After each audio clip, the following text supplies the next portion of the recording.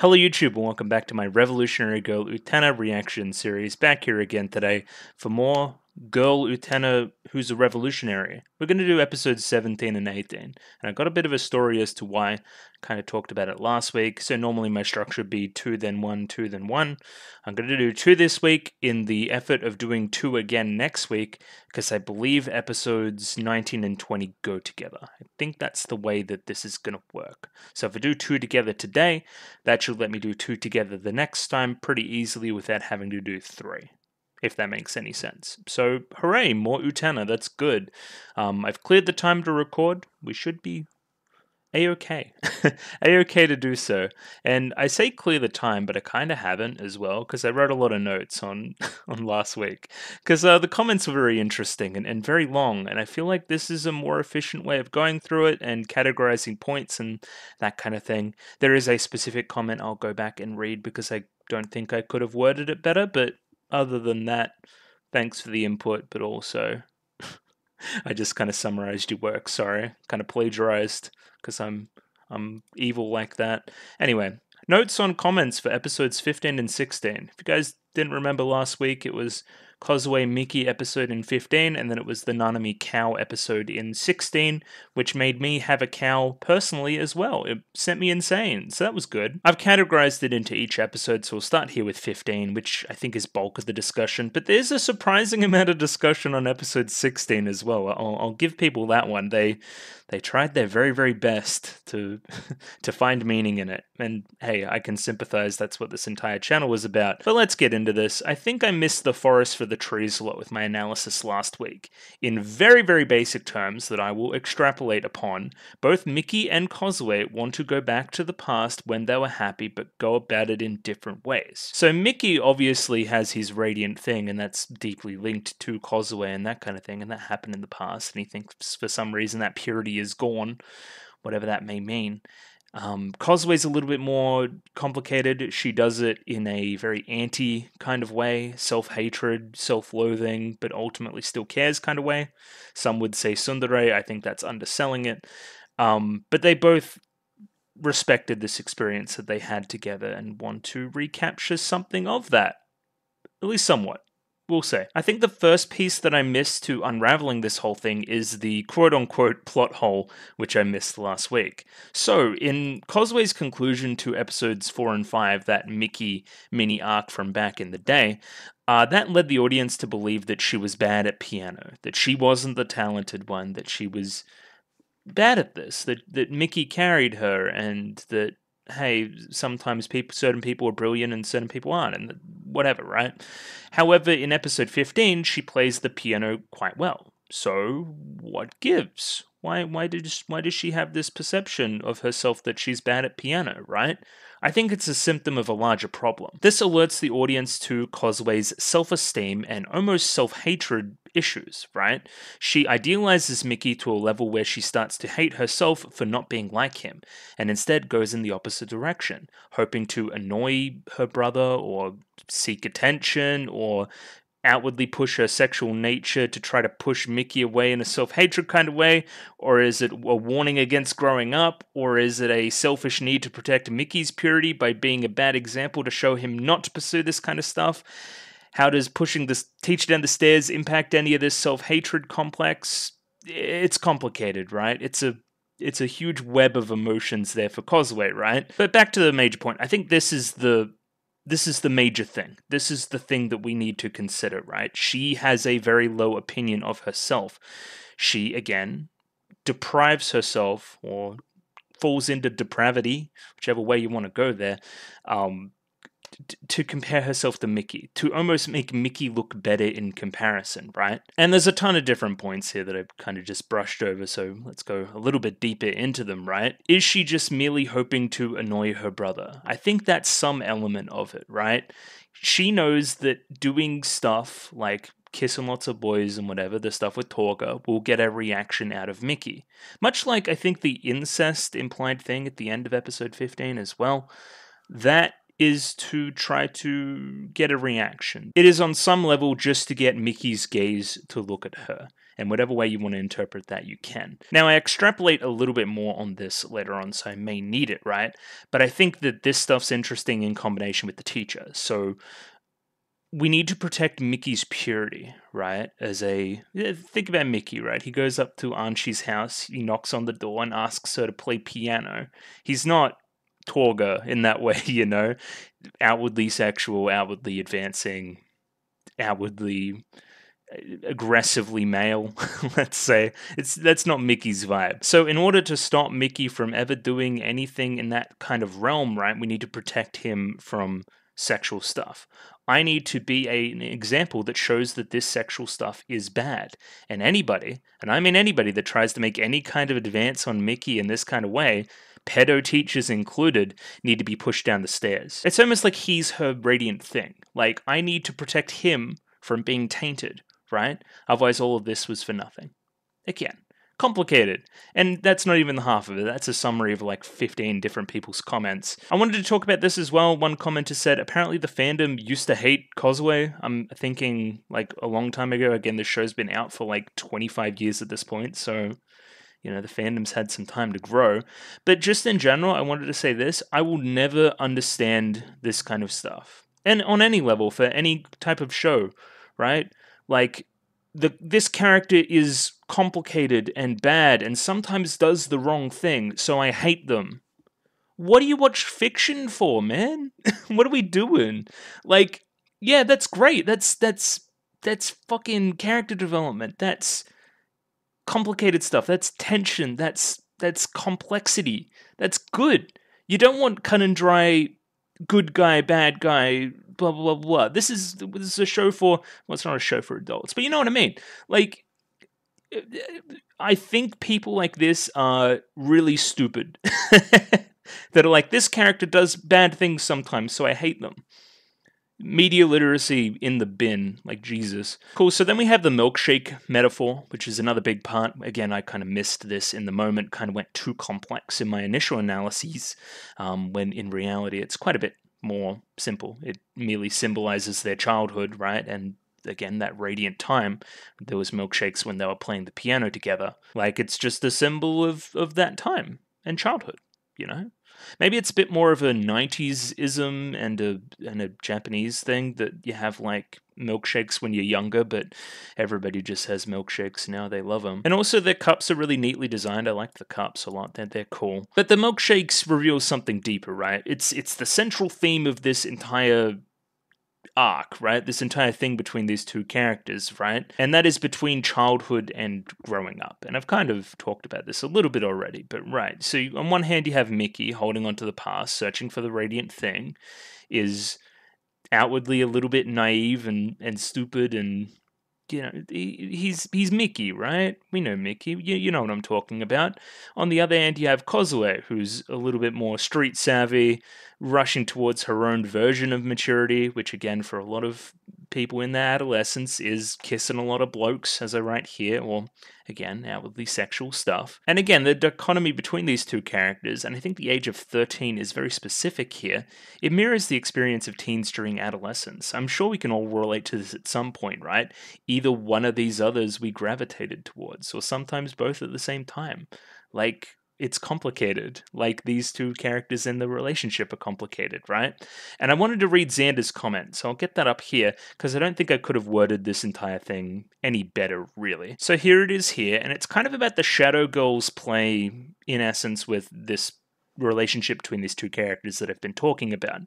I personally read the Shadow Girls play in episode 15 as being about Mickey and Kozue's relationship, though I go back and forth about who is who in the roles of the play, and so who's pushing the card and who's refusing to answer the card and that kind of thing, right? But for the kind of purposes of this example, we're going to say that Kozue is the passenger, right? And Mickey's walking past with the cart. So Kozue rejects the pass. It can be inferred from episode 5 that part of the reason she doesn't play the piano for Mickey is because of how much he wants her to.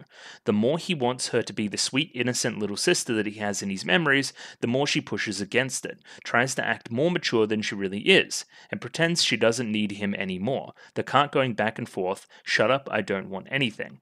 But the thing is, Kozue does want Mickey's attention. She does want to be the most important person to him, like back in the Sunlit Garden, like back in that radiant memory, right?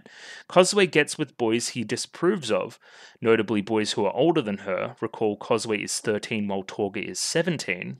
Bad touch. We don't like that from our boy Torga.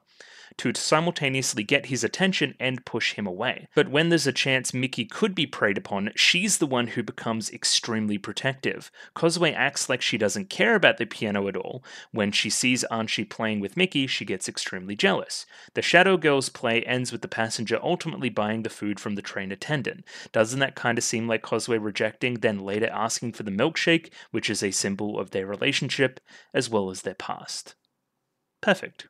Great analysis, examples, blah, blah, blah, blah. Good job. You should have this channel instead of me. You're way better at this. So yeah, complicated. And I think, again, once I finish the show, there's probably more content between these two characters, let's face it.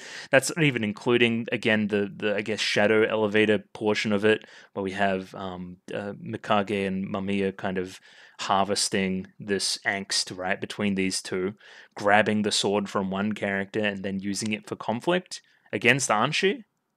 This show's fucking complex. Again, that's just the interpersonal stuff, not the larger plot implications. But either way, because I can't go one episode without talking about Anshi a bunch and what she really is and what she really means to anybody, here we go here.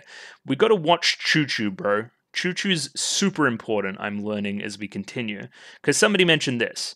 When Mickey shows up and asks Anshi to play piano, Choo Choo is being annoyed by a fly. What does this mean? There is multiple interpretations. I think the commenter went into, like, hey, it could be Utena is subconsciously annoyed by Mickey's presence here as well, right? Think about possession of the Rose Bride, like literally a suitor is here. She may outwardly put on this, I guess, expression that she's happy and playing like matchmaker between these two, but she might secretly be a little bit frustrated. I don't know. I'm choosing to believe that it's kind of Anshi's little subconscious thing acting up. It's kind of how she really feels. So if we consider all this and this in the past, right? Think about all the times that Choo Choo's just been doing stupid shit. Maybe Anshi subconsciously just wants to do stupid shit a lot. Like at like all these parties where Choo Choo's just eating a bunch. Maybe she just wants to eat a bunch. I don't know. That seems pretty natural to me. But I think this is the most important one when we make sense of what else is happening with Anshi in this arc, right? She is going on a Saturday night to the little tower observatory thing with her brother, having a smooch, as implied from the Choo Choo. Again, that's a little onomatopoeia for kiss in Japanese, I believe. So they're smooching up there, which is awesome. Two siblings smooching. We love that. But Choo Choo's at home. So what does this mean? If Choo Choo represents how Anshi really feels secretly underneath, and Choo Choo is staying at home during this part, is she almost on autopilot, almost being used, almost protecting part of herself by leaving it at home with Utena, whilst going off and doing this in the dark?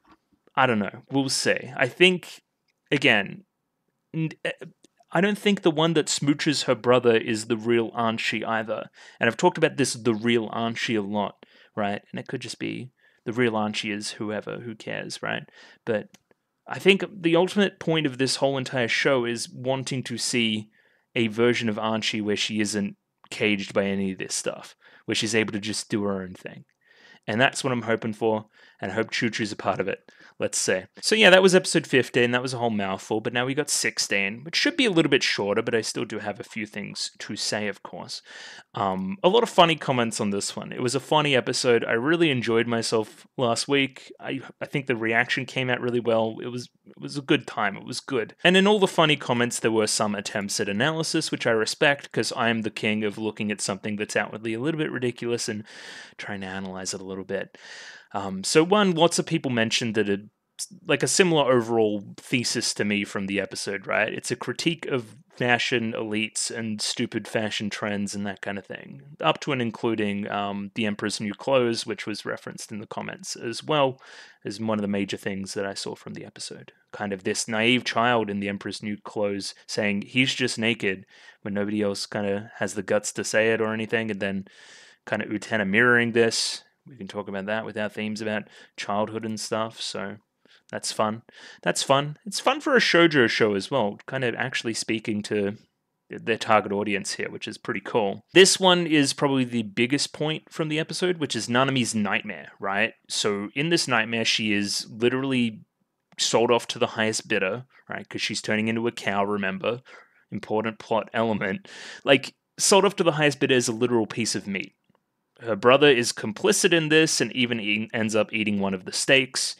Could be her, could be another similar piece of livestock that is being raised and turned into meat strips and sold off. Now, there's something in that for sure. I'm not going to put all the dots together for you, but considering earlier in this particular arc in the story, there's been a little bit of stuff about marrying daughters off to other people and stuff, and yeah, you can see what I'm getting at, right? It's a pretty bleak and stark view of that kind of relationship, let's say. But it's important that this is a dream as well. There's almost some element of Nanami's subconscious that is trying to warn her about her own brother, as well as potentially the game she's playing, as well as potentially society as a whole. So that's all very deep, but that's later stuff. We'll probably explore that at a later time. Keep it in mind, though. We must take into consideration the Shadow Girl's play in this episode as well, which had Mouse Chameleon and the cat. Remember that? That was all very cool. The line here from Utena and co is, "You reap what you sow." So this episode explores the lengths of Nanami's devotion to Torga and the environment she has created where no one else can convince her of anything, right? It takes her literally like crawling around in a field of grass with a cowbell on and somebody saying, hey, you're like literally turning into a cow, to stop this from happening. Like, she needs to check herself. Ultimately, she's again, she's like working, because she's like Mouse Chameleon in the little bit, right? Where he reaps what he sows and he sold out his friends and ultimately ended up getting eaten because of it. Link that into this stuff as well if you want to as well. Like, pretty cool stuff. I don't know. I think that's cool.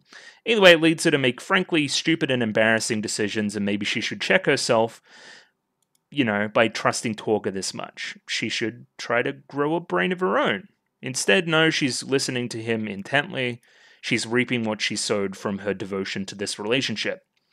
Next up, we have the Donna Donna song, which is used 3 times throughout the episode, I believe.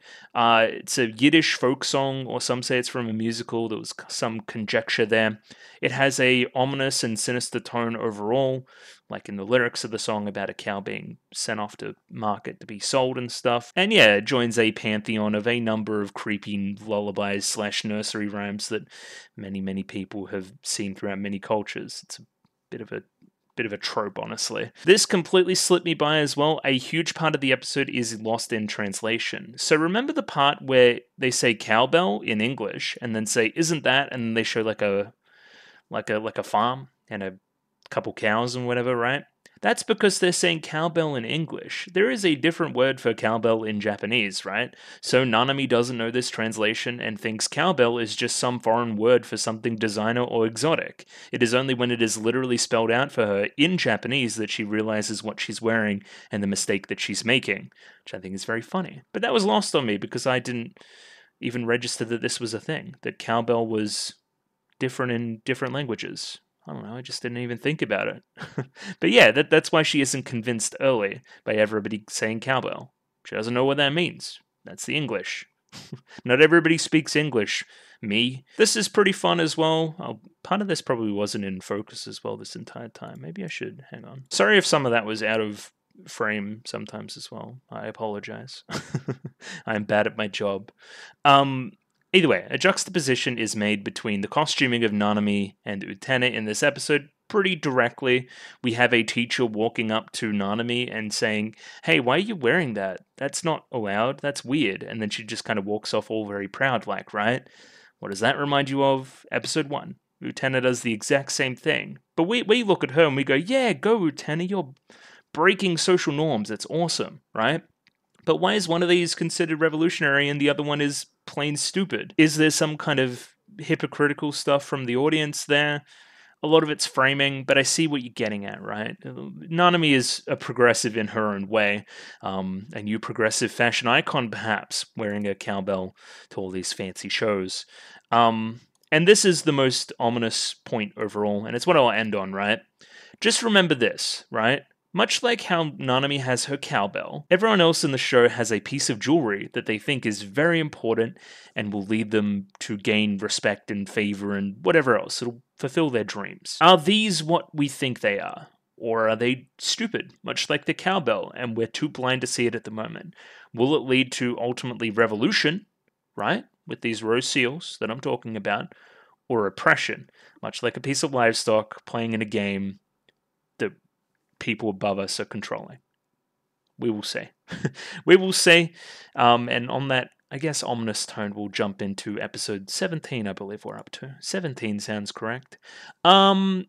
Jury episode. Everyone get excited. All the jury stands in the audience, please make yourself known, because I'm one of you. What do we know about her? She kind of, okay, this is kind of like the summary. She was in fencing group. She was in a class with some people, right?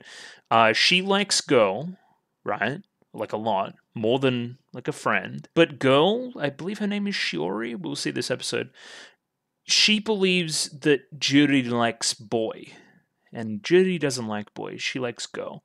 So friend Shiori thinks that she's getting in the way of their relationship by stealing boy, but in reality, she didn't like stop the relationship between Juri and boy. She stopped the relationship between Juri and herself without knowing it. Juri's in the closet, kind of, I'm guessing, right? So Juri harbors angst about that and wants to prove that miracles don't exist so that she can stop holding on to this old relationship that she keeps in a little locket there, right? In trying to prove that miracles don't exist, she wants to get possession of the Rose Bride and do the revolutionary thing and blah, blah, blah. Just to prove that it doesn't happen, that it can't happen like that. But in the back of her mind, there's still some yearning, right? That, hey, miracles maybe do exist and I can use this to get what I really want, which is the goal.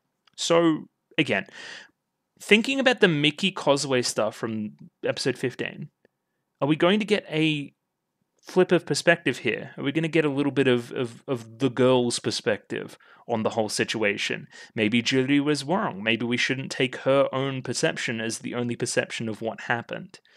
We're going to have to see. We're going to go in with an open mind and an open heart and see what we can figure out, and do some chill stuff along the way. So if you like the video, consider liking the video. If you like the video and you want to see more, consider subscribing to the channel. Subscribe to me because I'm close to 1,000 and it'd be nice if I had more subscribers. Comment below if you'd like your comments summarized and no credit given. Twitter, you can follow me on Twitter and I'll follow you back. And the Discord, join Discord, love Discord, talk about Utena on the Discord because Discord is cool and Utena is cool, and I'm going to watch episode 17 of Revolutionary Girl Utena right now. Radio, I have episode 17 up there ready to go. 23 minutes and 27 seconds on this one, so please sync up accordingly. As always, there will be a picture-in-picture version in the description below, and using the some stuff Utena file something. Look up some stuffs on Nya if you really want it. But yeah, I'm just going to give it a 3, 2, 1. Radio, 3, 2, 1, go. And we're back. We're back with more Utena, everybody. I had a coffee, so that's probably why I'm a little bit hyper and why I talked for so long before. Maybe turn this down a little. Just a little.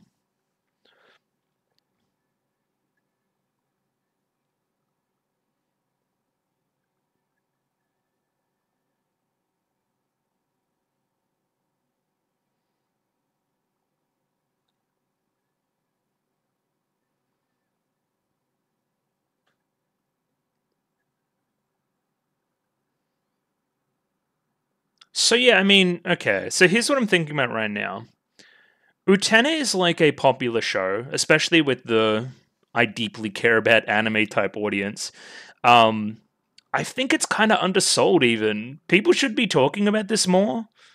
Like, I know they talk about it, like, but more? Like, it's very good. And I've been constantly surprised with how good it is. Especially for an older show. It's relevant today still. Very much so. I guess I'm trying to say I really like it, and it's good. um, One of these days I do have to rank all the shows I've seen on the channel. I kind of have. I do have a My Anime List account, but anyway, you can see what I think there if you really want to. Yes, indeed. Sunlit Garden. I know. Is that a different picture? No, it's the same picture. It's the one that's in the school photo. Hmm.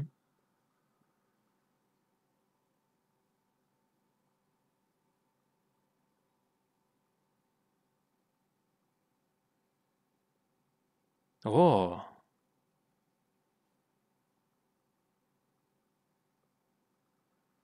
I feel like I'm intruding on a bit of an intimate moment. Thorns of Death. Okay, we're talking about the thorny side of a rose. Thoughts? Okay, we're back fencing.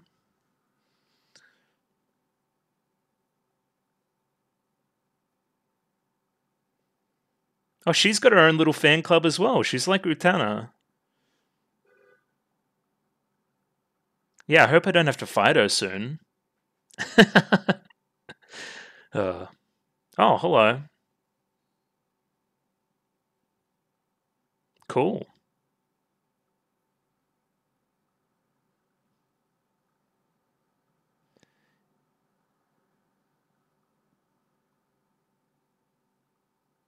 Thank you. Oh, yeah, because in the preview, it's like I transferred back in or something. We'll see the story.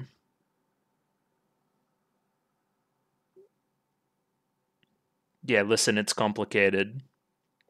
Hello, another girl with purple hair.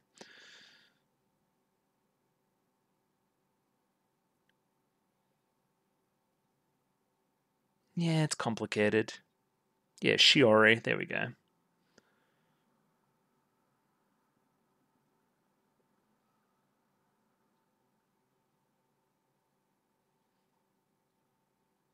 I see.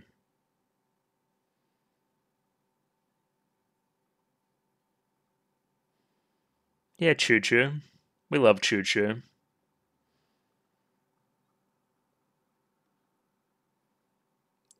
Okay, so it's like a childhood friend type thing. Friend. You should tell her that. She'll love that.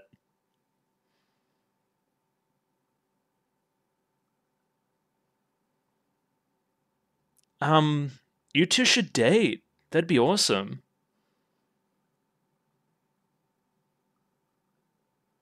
Why'd you move away? I'd love to hear about that. Yeah, interesting. Big pause there.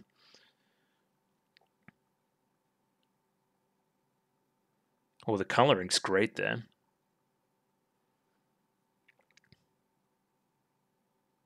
Okay, we're back to the evil elevator house. Mm-hmm. Would love to learn more about you two. Would you prick yourself on the rose?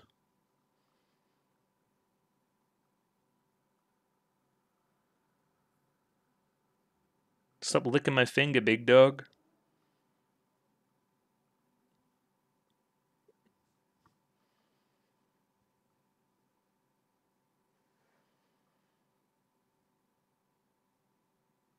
Oh, I see.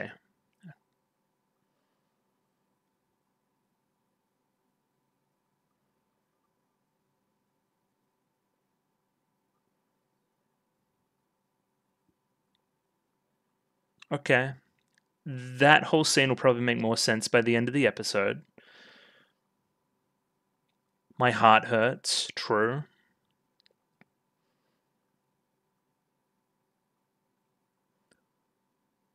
Oh, so you do remember.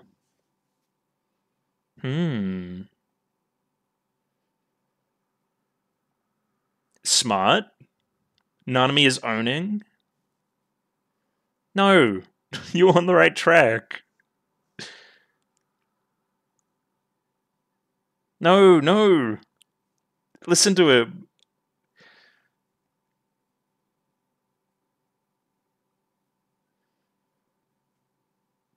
Oh, explain, please. I wanted to know.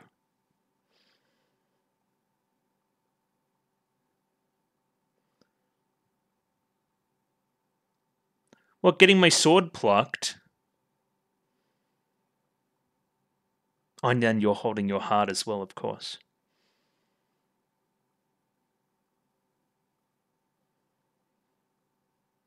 Oh, it's like the reverse. That's fun. Going down the elevator, huh, as well. Yeah.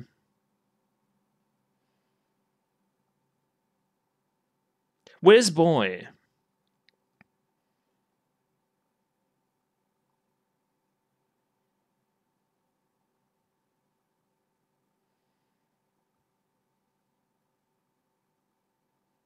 Oh yeah, boy likes Jury too. I forgot to say that.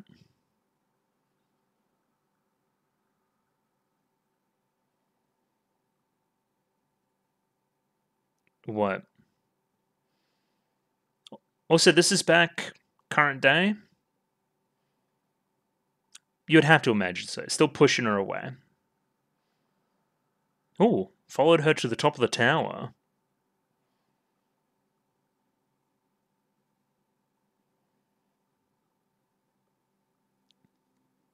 Not quite.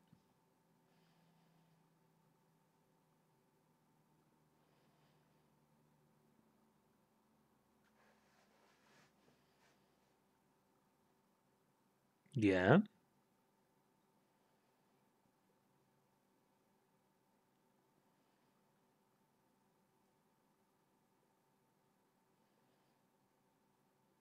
Hmm. Just the three of us?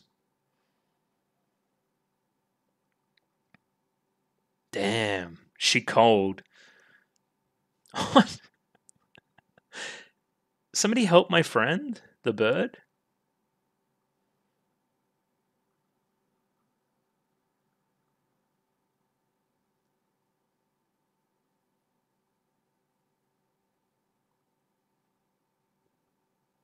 Correct.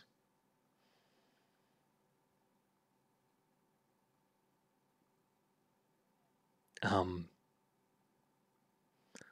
you want to see it? Nah, I'm not going to tell you. Oh, did the bird fucking die? That's terrible. Okay.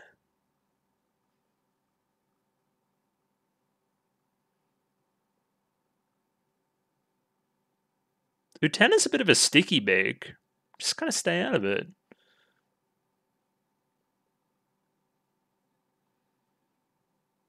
It's not that easy, man.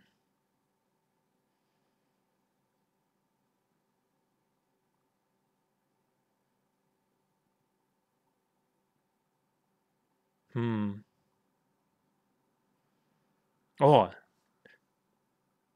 flips on a dime. Yeah, you don't get it. It's fine. Oh, shit.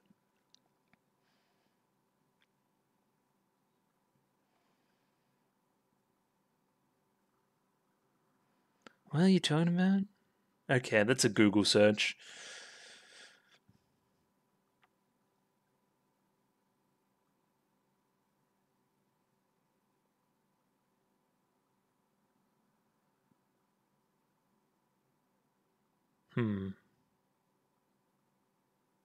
You saying that's interesting too.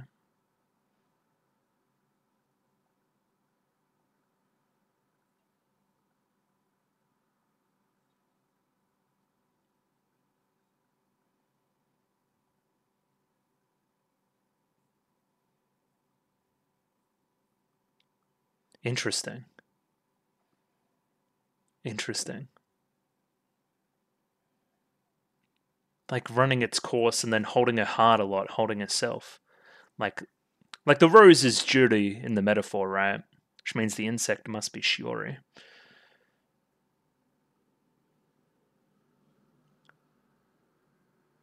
She just likes to sit and think a lot. She's just like me for real. Oh. Okay, now you pegged the locket.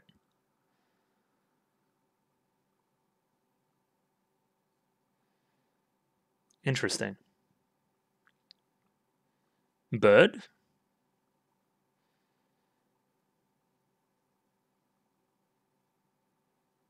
What's happening?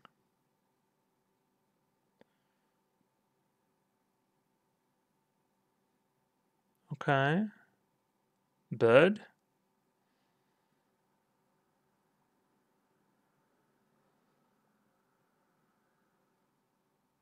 Oh. No, she couldn't discard the... Wait, no. How did you... How did that get there? If she... Did she peg it? I'm confused.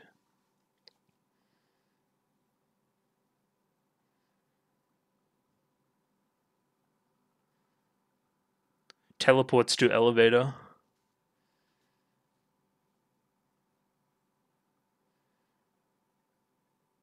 Okay.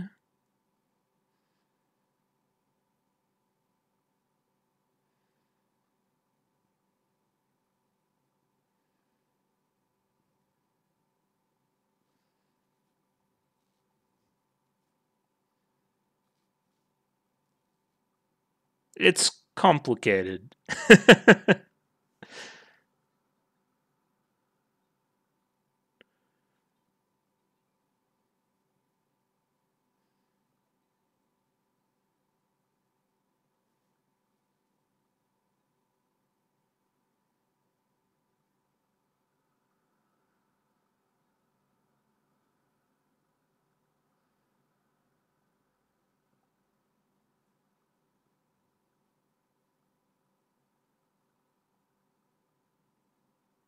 Okay. So yeah, you looked in there and you saw that, yep, cool.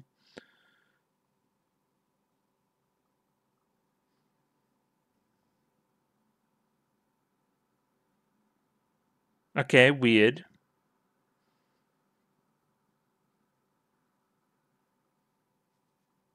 There's a change of power dynamics, for sure.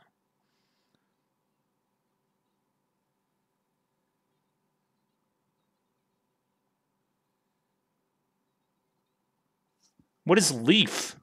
Leaf versus caterpillar? Insect versus rose? Oh shit, great pose. Or you could like talk it out with her. Talking it out's pretty good. Works most of the time. Don't have to revolutionize the world for everything. Alright, let's get that black rose out here. We're literally in hell, my friend. Alright, show us the black rose seal.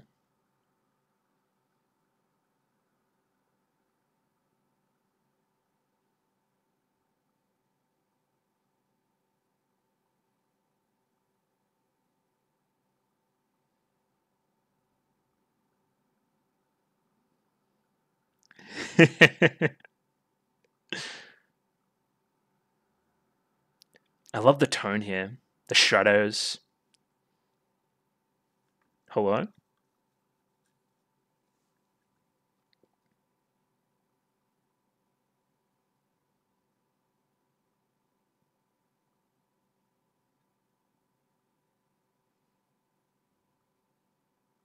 She's evil? There's the sword. It's going to be a strong one. That one's been marinating a bit. Yeah, I love the... It reminds me of the butterfly window from episode 15 with Kozue. Just looks gorgeous. That's almost like a radiant thing type shadow as well. Alright, show me them shadow girls. She must get PTSD from opening her locker as well. Yeah. Mm-hmm. Yeah.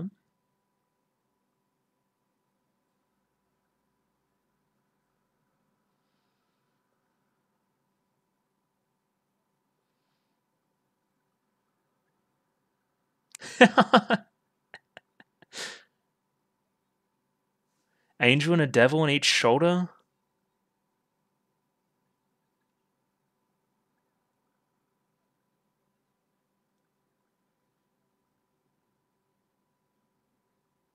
It's not that simple, Utena. I can't take off my sexuality. I can't do that.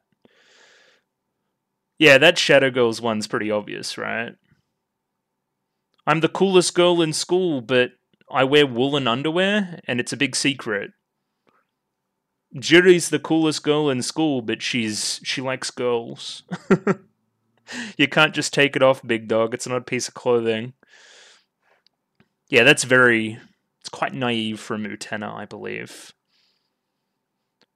This is following a pretty similar structure to the other episodes.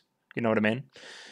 Like, I'd be very surprised if things aren't literally happening at the exact same like time codes in the episode. Certain beats being hit. Obviously, it's interesting because I'm invested in the characters and their individual stuff, and it's super well produced still. But we're just starting to get into that structure that most Utena episodes fall into.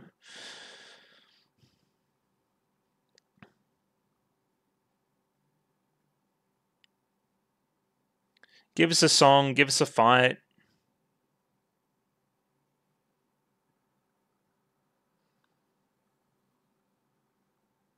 So, what happened the last time that Utena fought Juri and this whole conflict was brought up is a so-called miracle occurred for Utena to be able to win. Now, again, I forget, is Shiori also like fencing pilled? Does she like fencing? Was it like a fencing club that, or was she watching just because she was kind of Juri's friend? Because I know the boy did fencing because they were fighting together in the flashback. We're back. The birds are interesting too.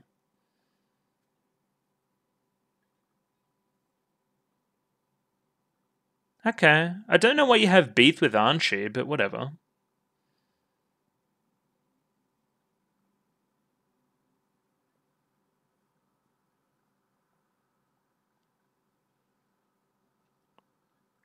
Did she just say I'm a loser compared to Juri? I mean, most people are.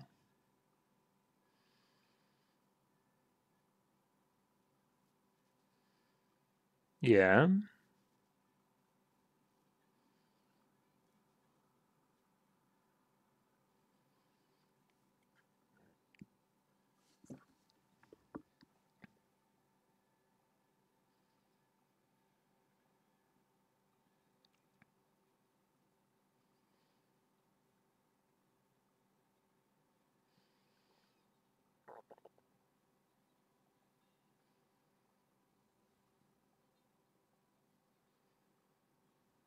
Yeah.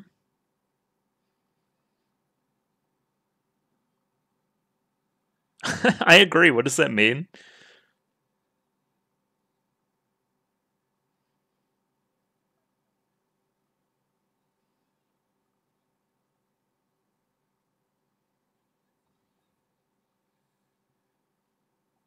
Okay. Big Dog is back, but the birds are looking at him. Did we just win? Okay. The Earth is a museum of personas? Oh my god.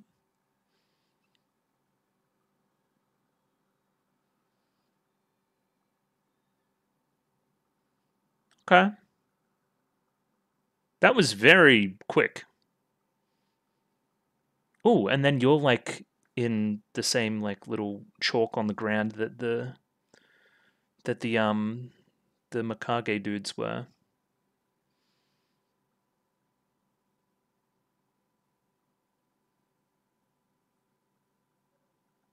I know what you're talking about, man. But sure. Alright, Juri's back.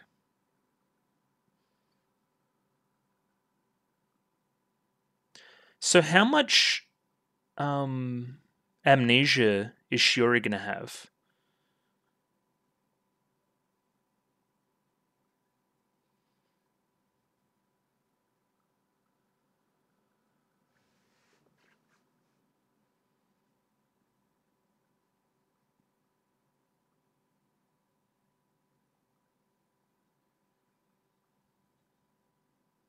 What's up?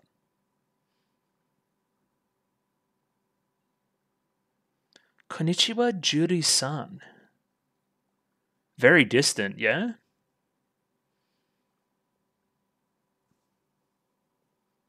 Cool.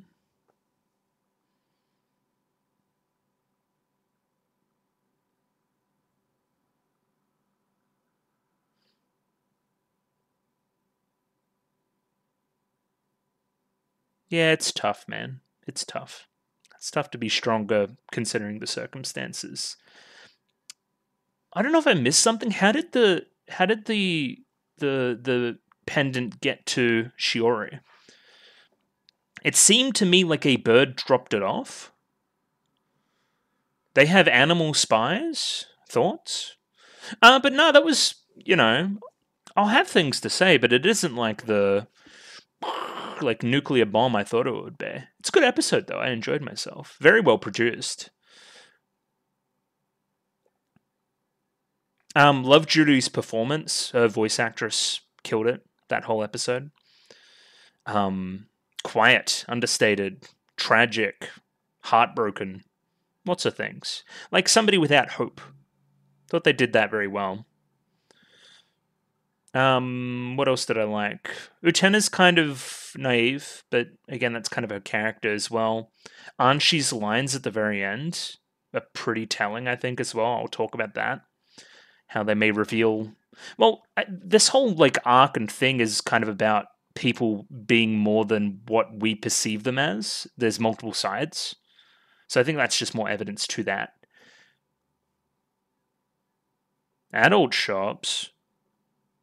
Oh, we're doing a Suwabuki thing.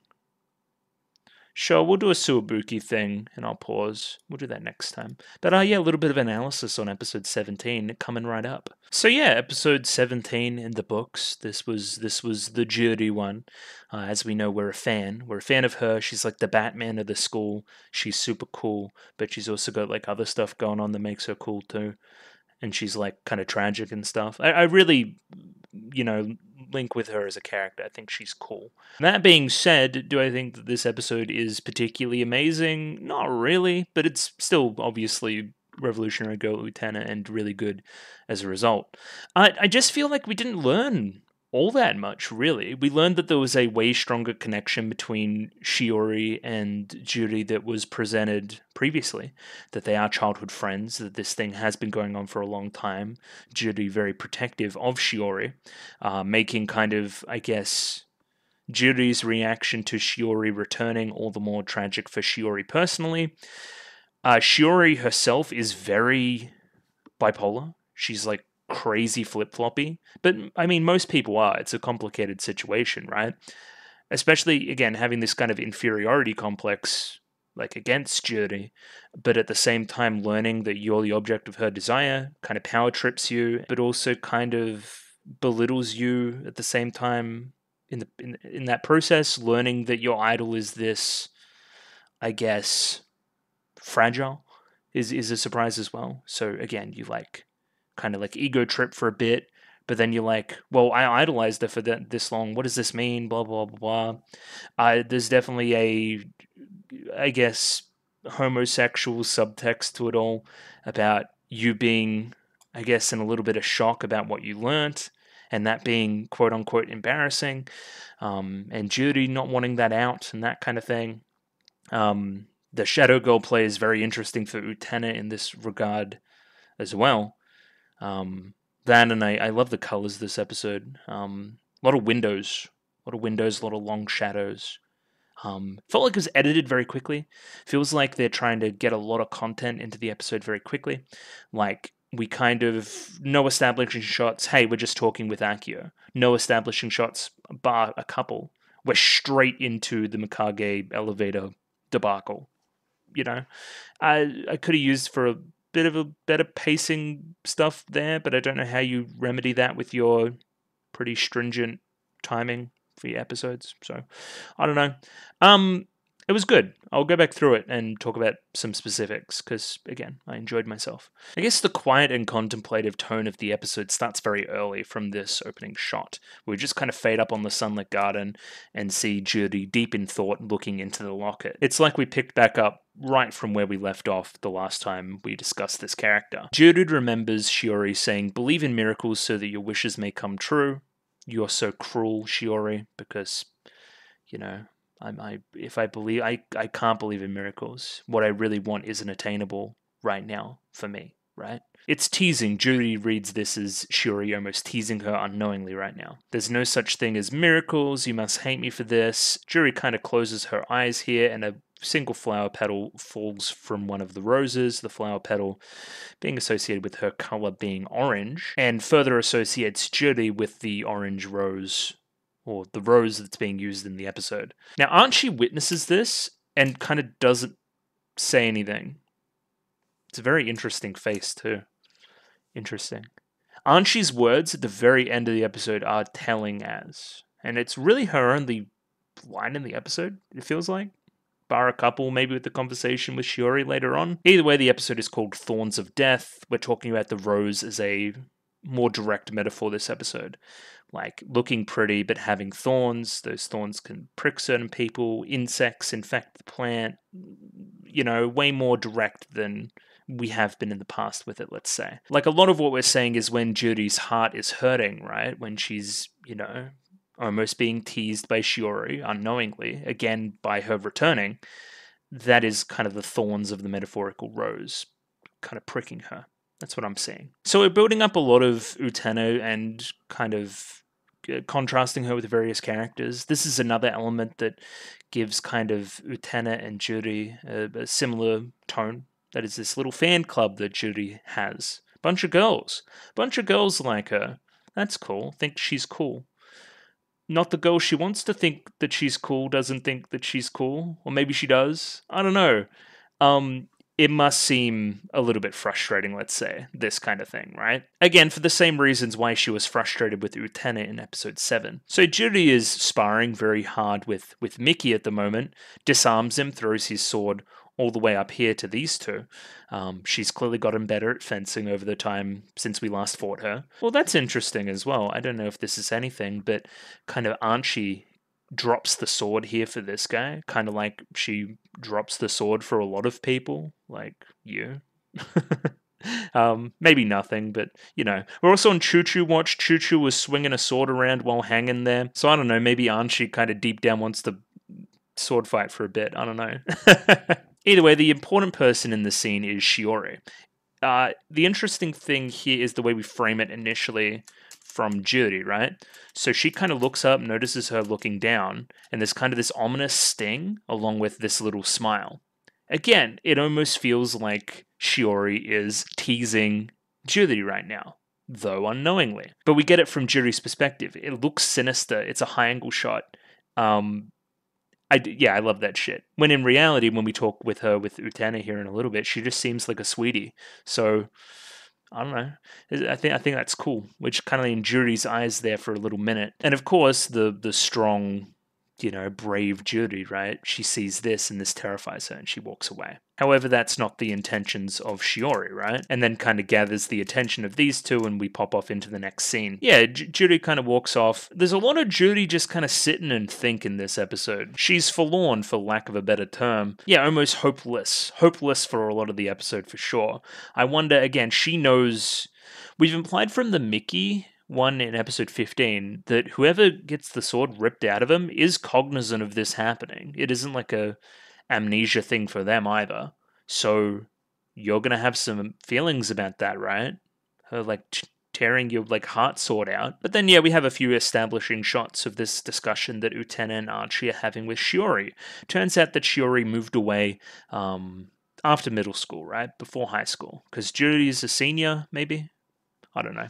But she's been away for a bit. She moved away. However, life changed again and she's transferred back in and she'll be in the dorm starting today. And yeah, we continue to exposition dump a little bit, right? How do you know Arasagawa-senpai, Judy? We're not just old friends. We we're the oldest friends. We're childhood buddies. We're very close, extremely close. And then yeah, Shiori kind of looks off into the distance and starts to compliment Juri a bunch. She's so strong. She's so cool. She always protected me. Juri was my only friend. She was the only one I could trust wholeheartedly. But I don't have the right to expect that anymore. Again, you're under the pretense right now that you stole Boy from her, right? And that's where all this angst is coming from. That's why Juri walked away. That's what you think happened anyway. Then a really, really effective pause here in the dialogue as she kind of stops and thinks about this, right? Like, I don't have any right for that anymore. Bit of self-hatred almost.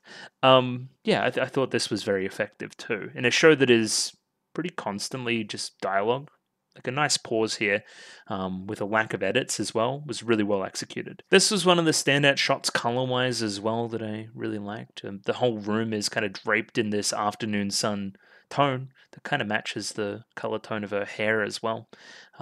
Lots of pinks and purples. Looks very effective. Looks nice. She looks very lonely here too.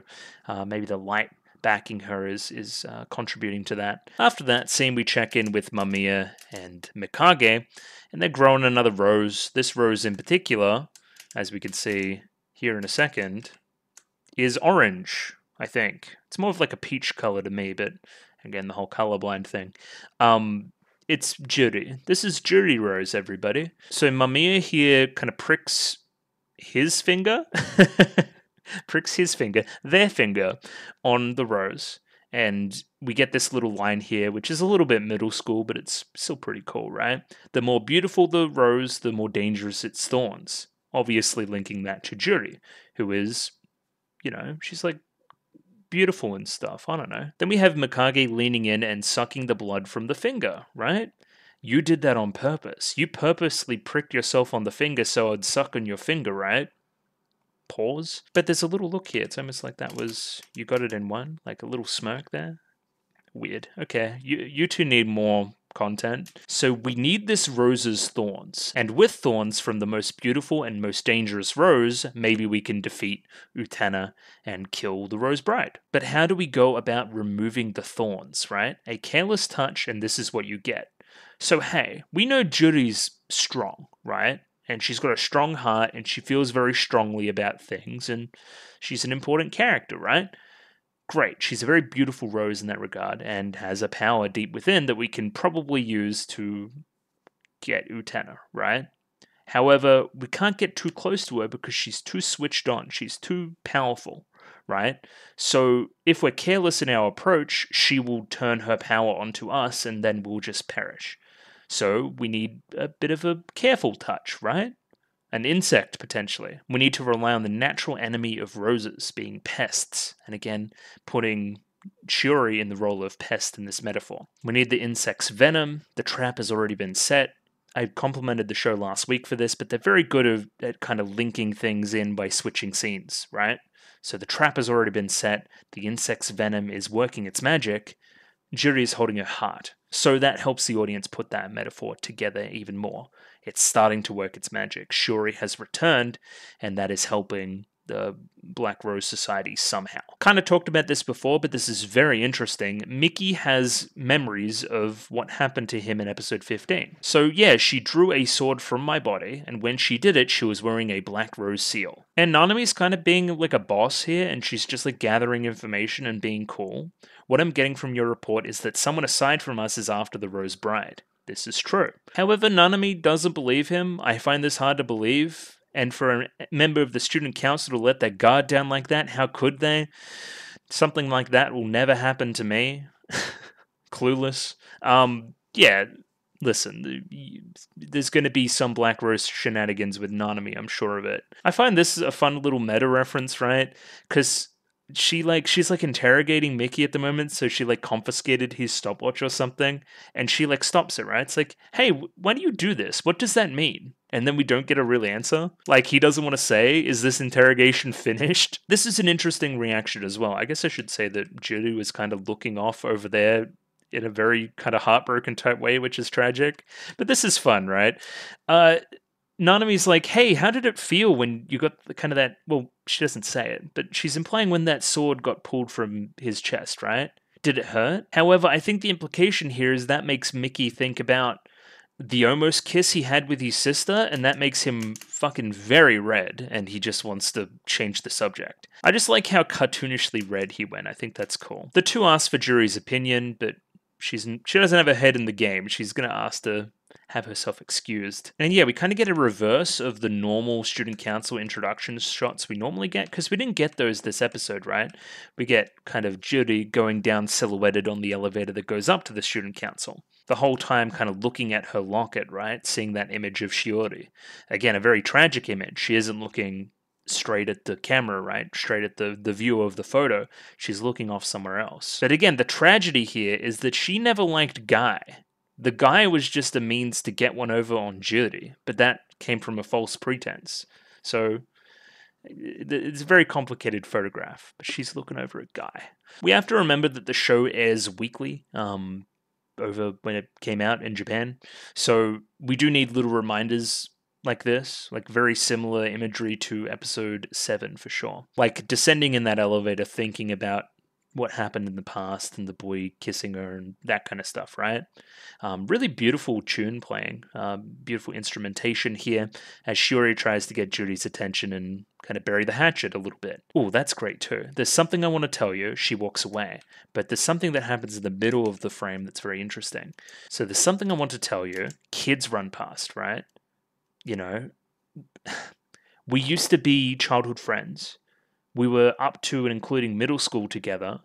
Like, can't we go back to these old times? Almost very, very Mickey as well. However, those kids run away, and Juri runs away in turn as well. What we had before can't come back. However, Shiori is persistent and follows Juri all the way up to the top, right? And we get some revelations here. I broke up with him eventually, but that doesn't change the fact I stole him from you, says Shiori, and she wants to apologize for that. Again, bury the hatchet. She wishes she could return to those days. Again, symbolized by those children from before. As soon as I got back, it felt nostalgic. I realized every glass corner of the school is so full of memories, and I want to capture that again, right?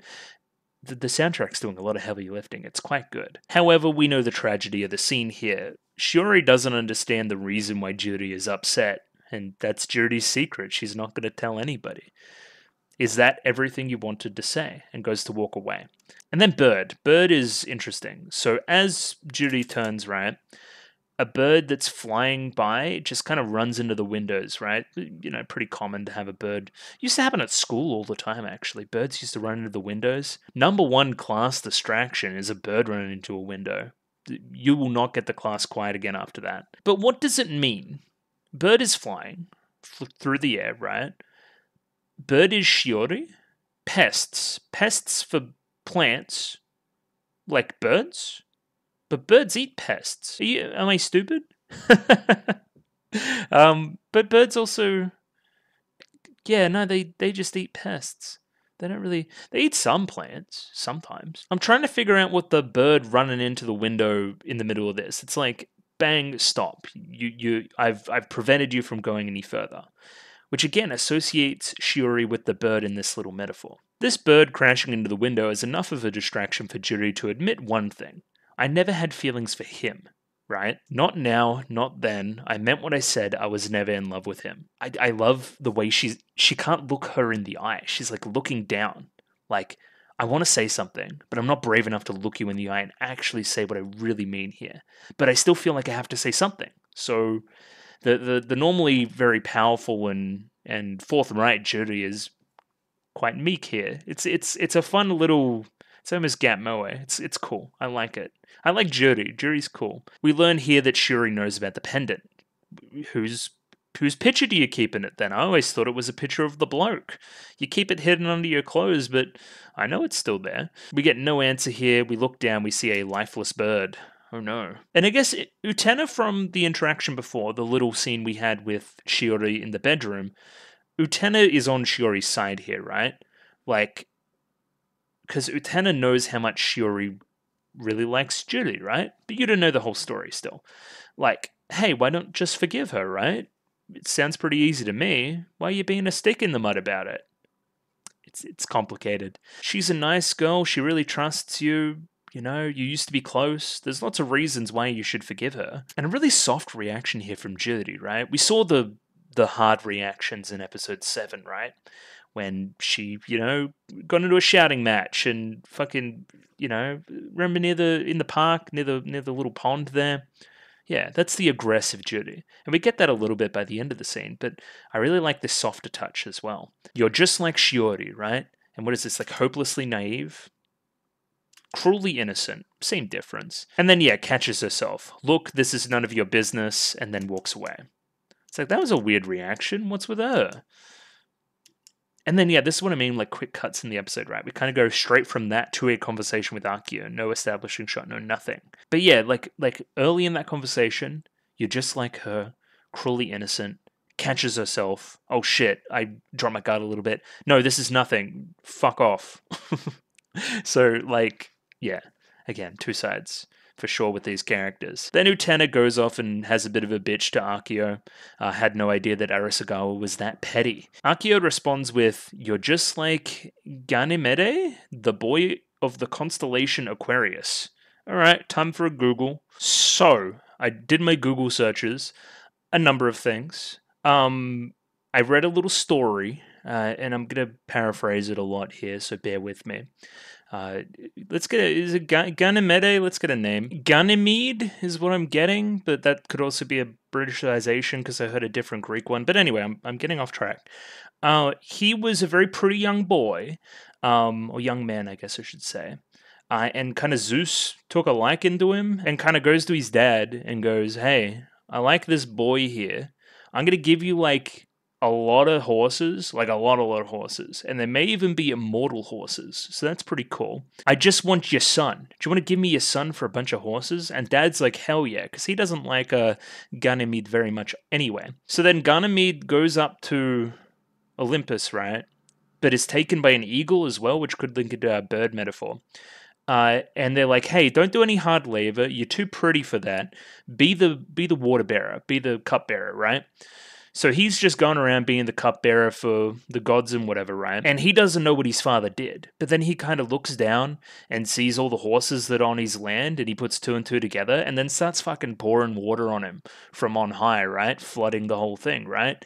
He then pleads with Zeus, "Hey, can you like send me down there so I can drown in my own sadness as well?" And then Zeus is like, "Oh shit, I've done kind of the wrong thing here by doing this to you.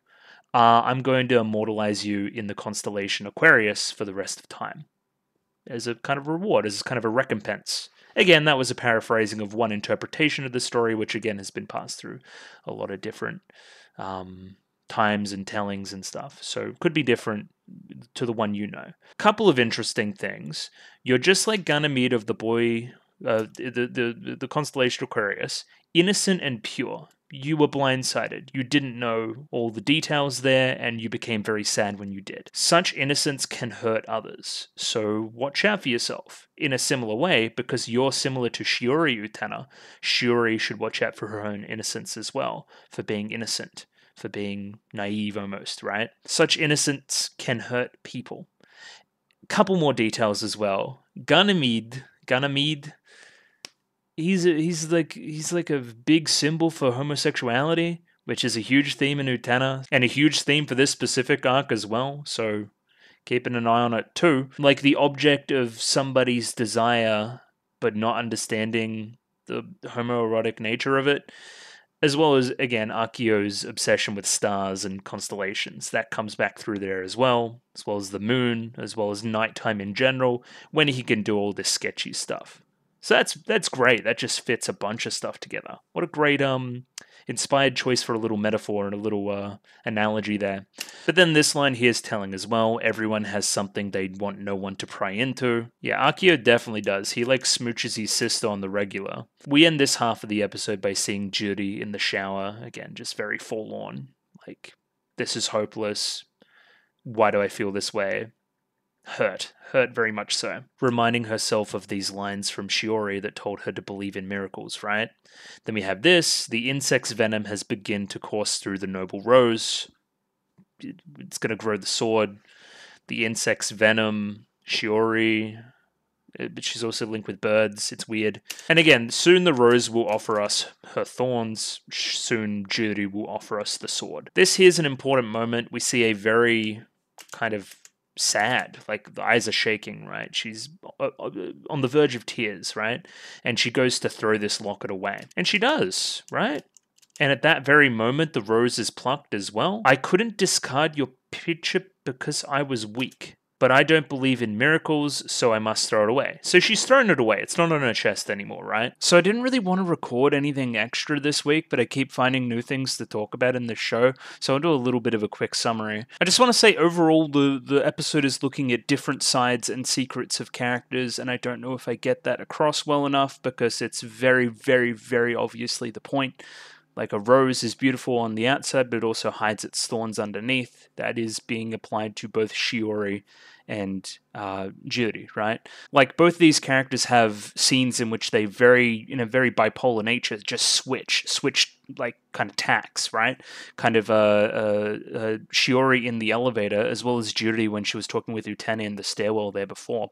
So I think that's a very, very obvious connection that I missed on the first time through, and is only reinforced as we continue more and more. But I wanted to talk about this scene specifically here as well.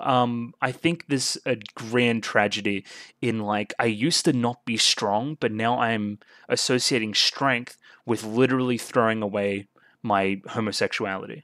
Like, I'm associating strength with conforming to the norm, almost, right? And becoming the thing that a lot of people perceive me as, and not embracing my quote-unquote thorns. And in the grand tragedy of it all, right, it always returns to her. It boomerangs back to her. She cannot shed herself of this. And the tragedy isn't that she can't shed herself of this. The tragedy is that she thinks she has to shed herself of this at all.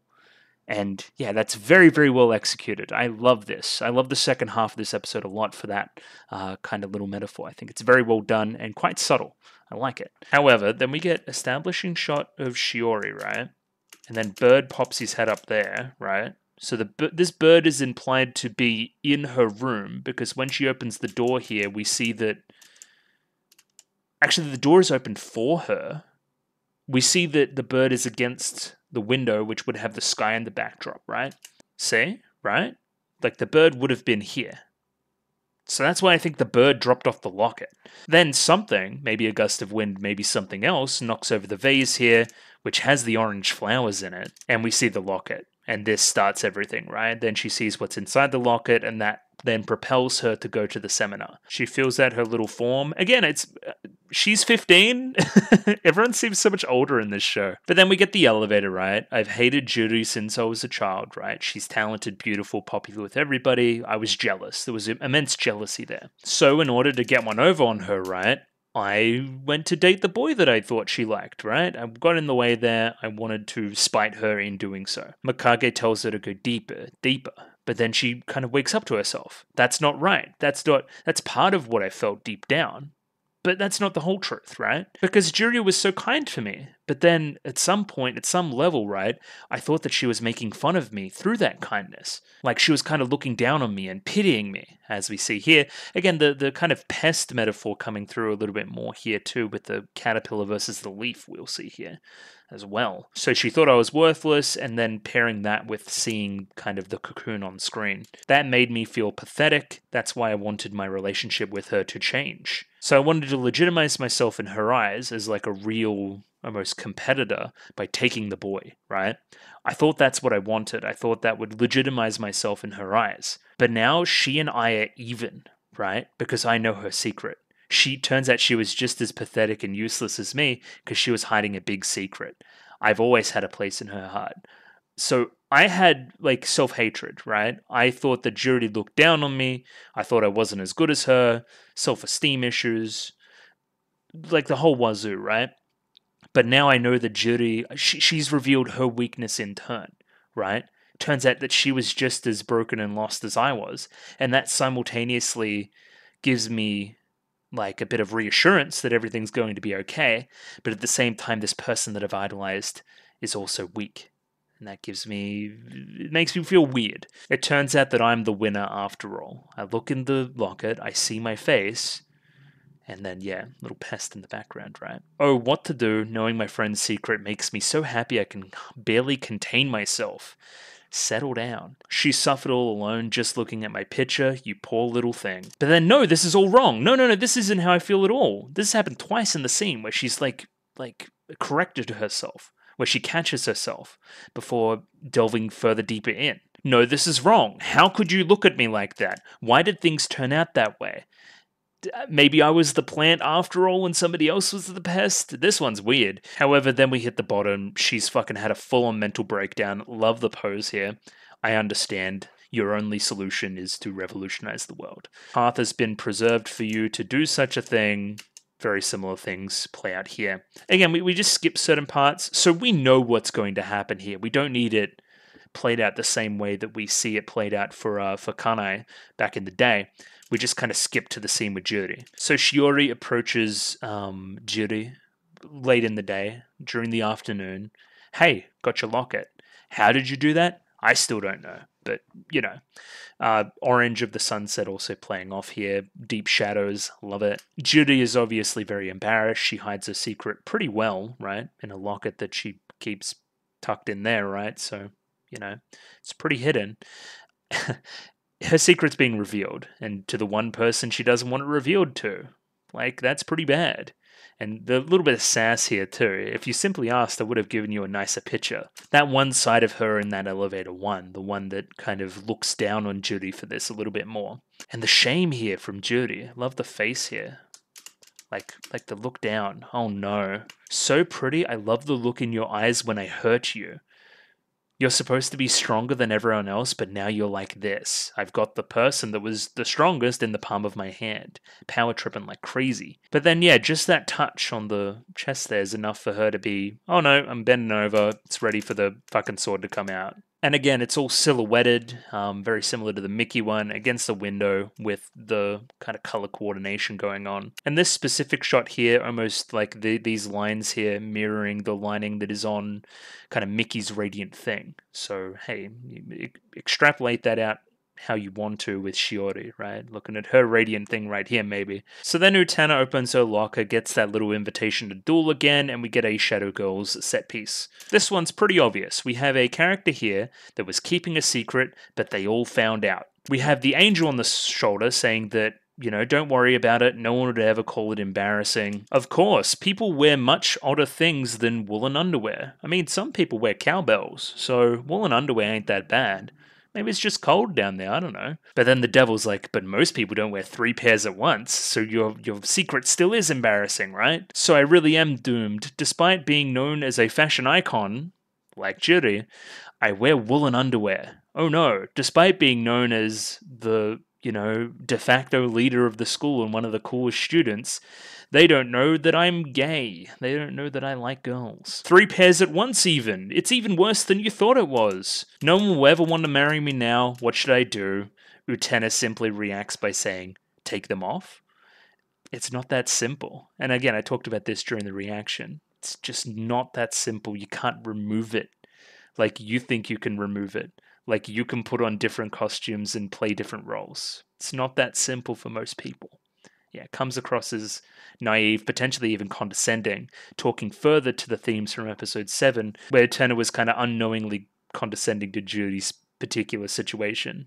Yeah, I think it's interesting character stuff for our protagonist. Either way, then we do Absolute Destiny Apocalypse. Nothing to report there, I don't think, in particular. So then we walk in, instead of, I guess it was the flowers and the milkshakes last time, this time it's birds. Hello, birds. I'd love to know the specific bird there too, but I'm not very good at this, so, you know. So this is the one that's tripping me up as well.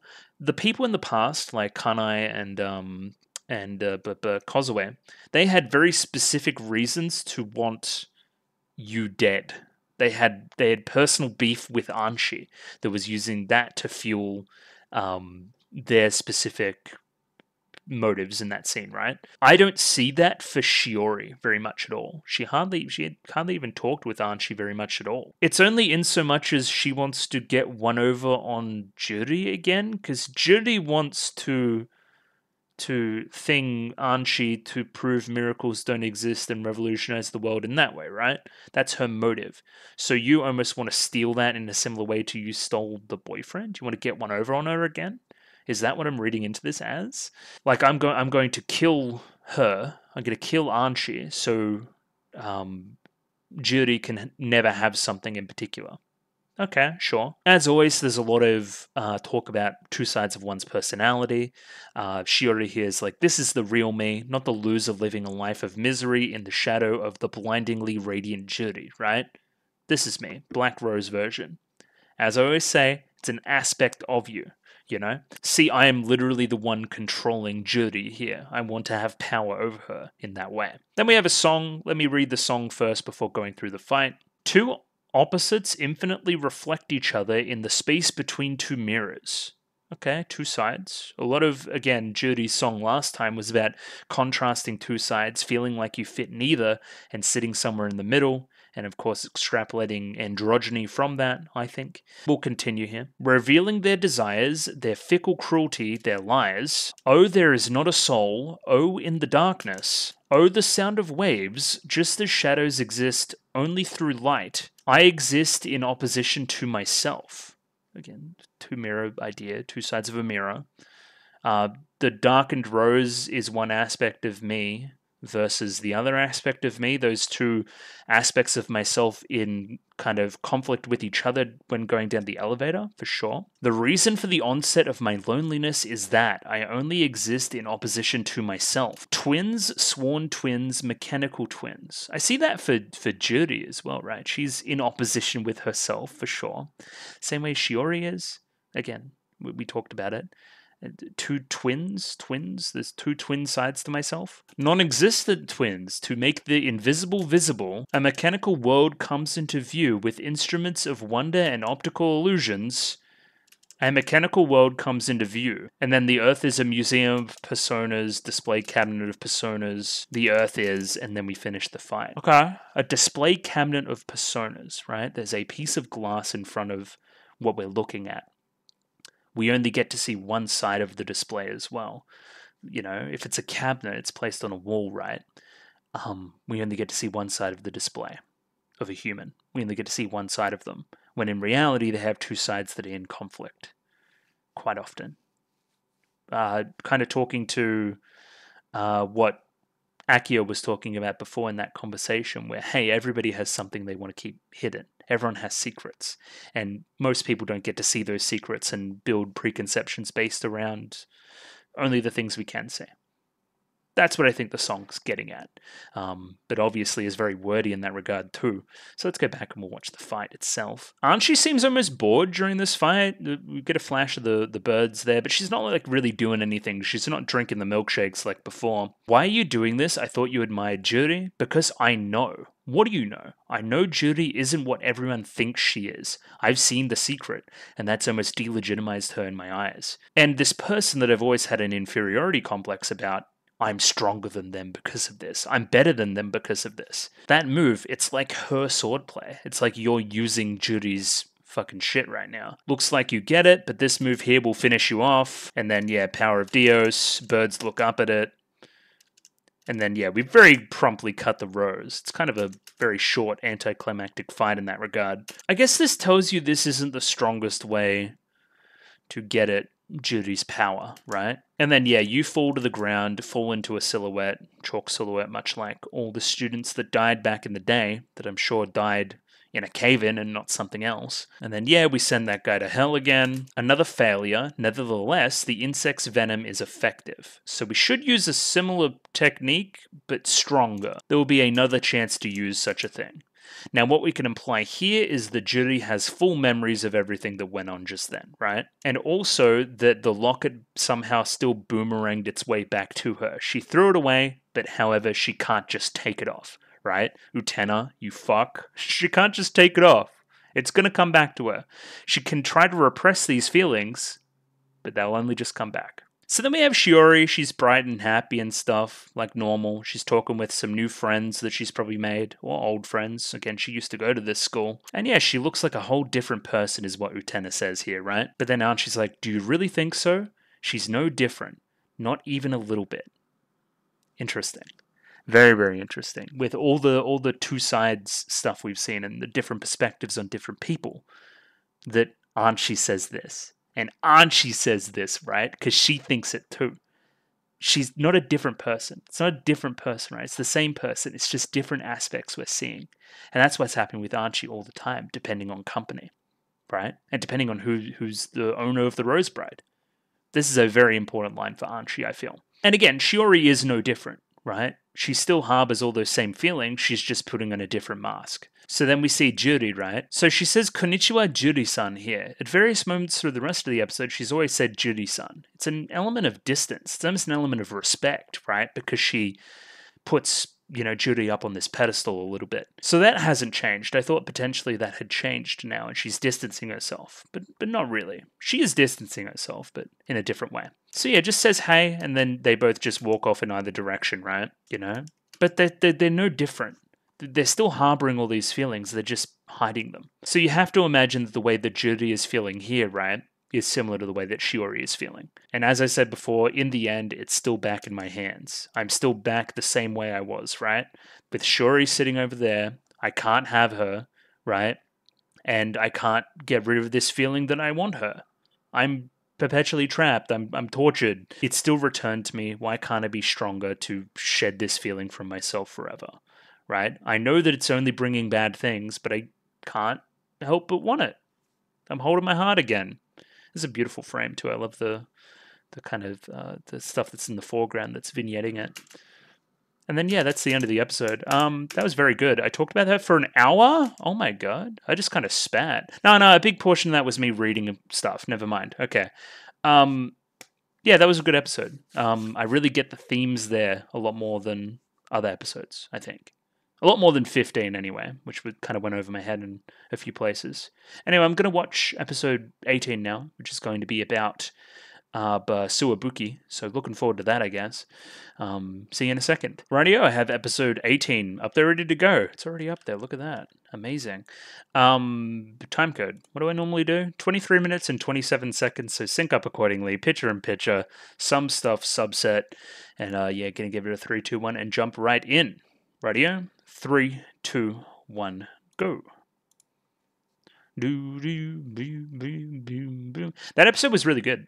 I liked 17 a lot more than I did when I started that analysis portion. I kind of started off and I went, it's just alright. It's a pretty good episode. It's really good. Tragic. I love Juri's characterization in it.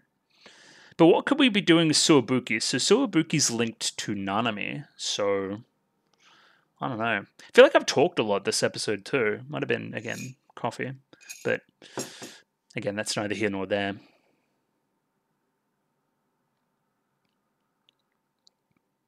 I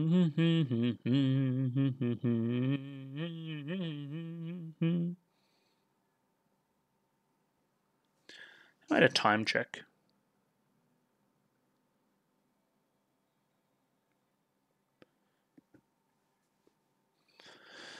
Interesting messages as well that I could not begin to explain.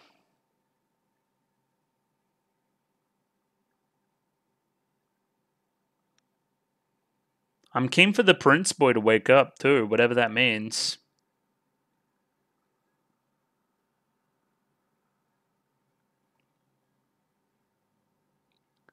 I guess I haven't talked about this overall as well. It seems like the end of the world has really put all their faith in the Black Rose stuff and none of the rest of the stuff.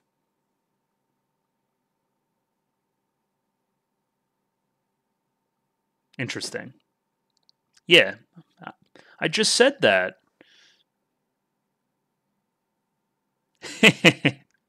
Nope.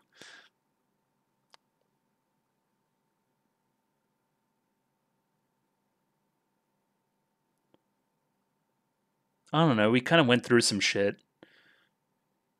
Yes. That's why we're on the same side of the conversation there as well. Oh. Yeah, we're really playing this, huh? Everyone's all blushy about it. Okay.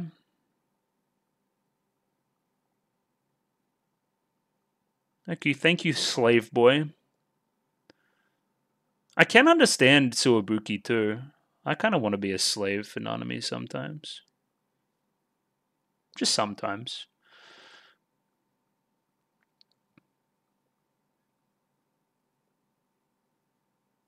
Ooh, conspiracy. Goodbye, young boy.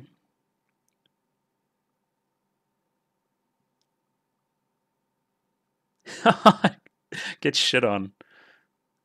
Oh, it's grown up talk.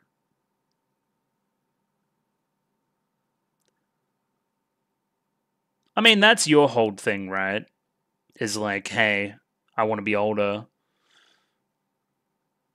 Like, the age gap is what's keeping me from Nanami in a lot of ways.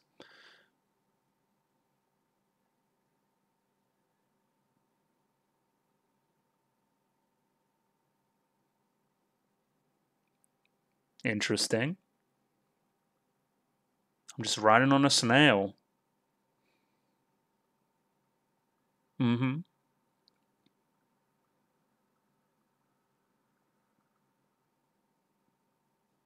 It's a frog.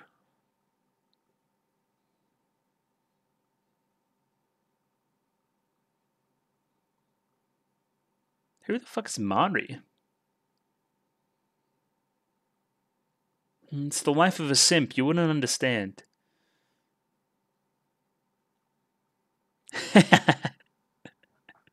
uh,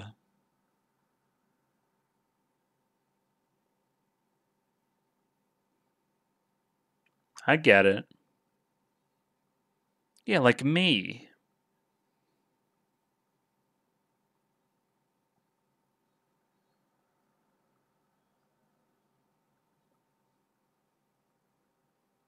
Whoa. Yeah, slap the boy. Kind of deserved that.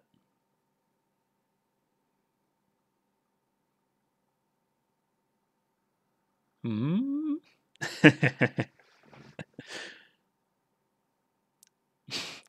I've no friends, no mates.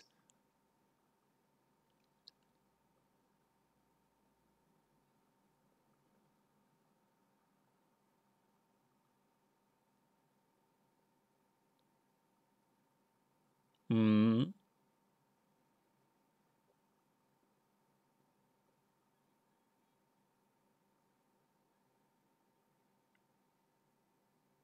Like how high he has to hold the umbrella there too.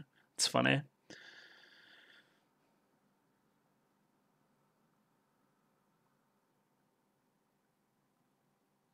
Are you gonna make a lunch?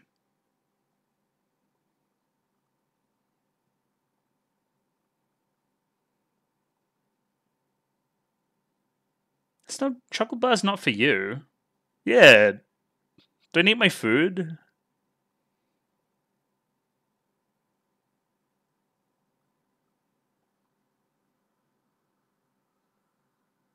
Oh my god.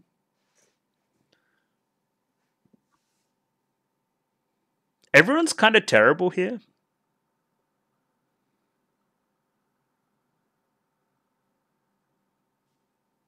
Pause.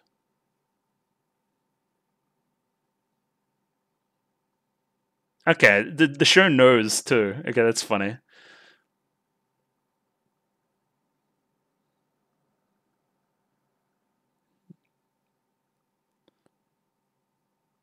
I eat chocolate. Sure.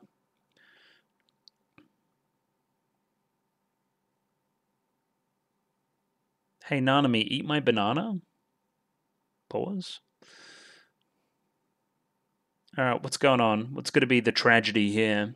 Because it's still raining, remember? That sounds good. I'm also pretty hungry.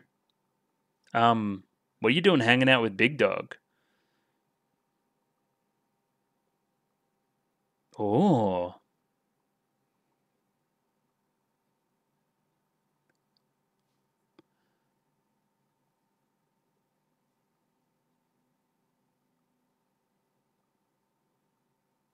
Oh.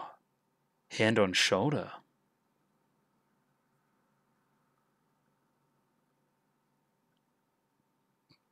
Bro is evil.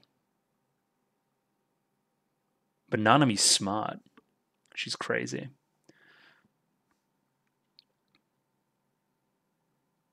You studying to get into the seminar?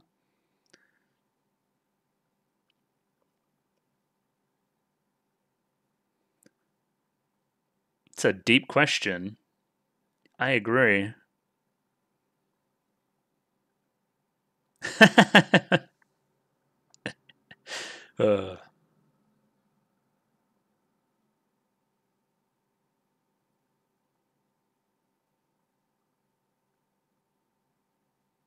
That's funny.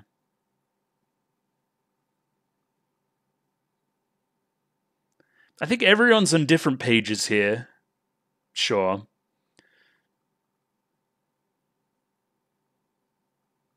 No?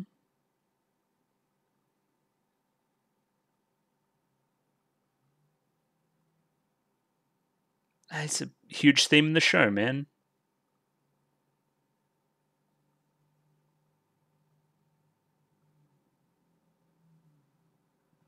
Well, you're an adult.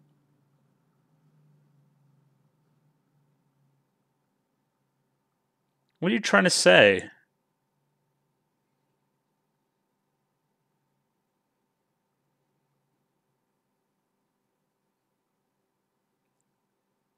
Is he implying what I think he's implying? Anyway. This guy's a creep. Sure. Okay. I'm sure nothing bad will happen here. Do you just live in the basement? Never seen sunshine, this guy.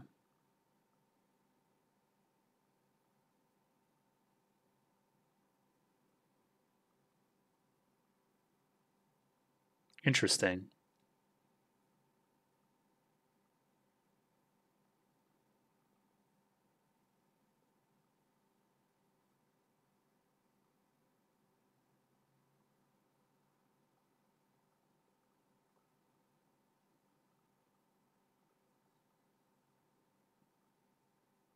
Okay.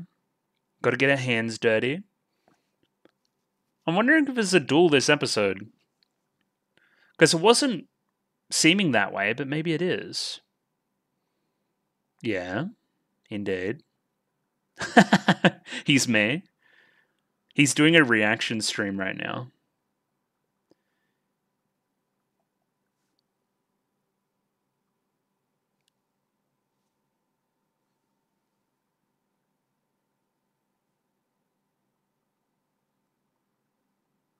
You two should have a smooch.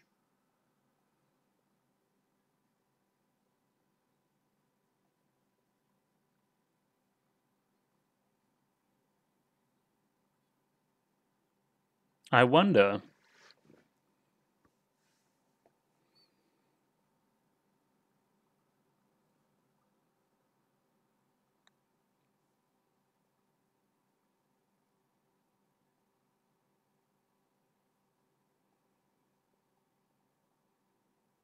Yeah, but he's young. He's allowed to do that. Oh. Oh. Hmm. He was smooth there for a bit.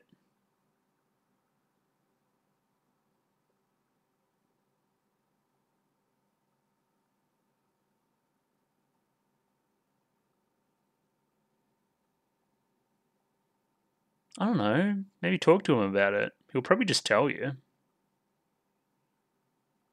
Oh, the bento box in the bin too, was that?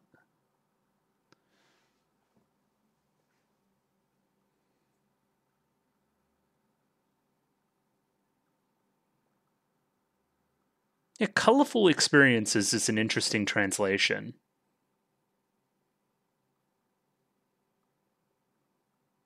No, I'm an adult. Adults don't eat chocolate, apparently.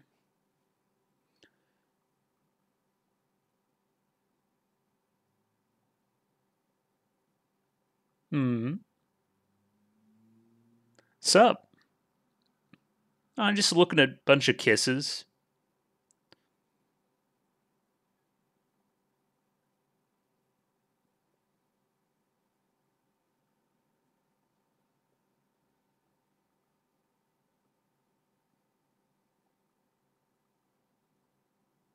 Yeah.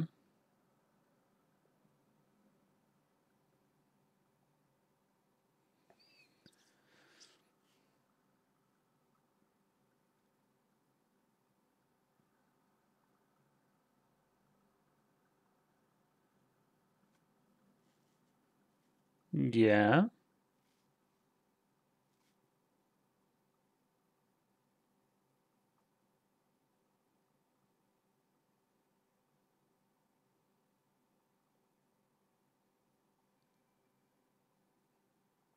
Huh. What do you mean? Okay. No, that was a good answer though. Why did that send him to the fucking thing? Anyway, explain yourself. Nanami was just like being good. She's just like a good friend.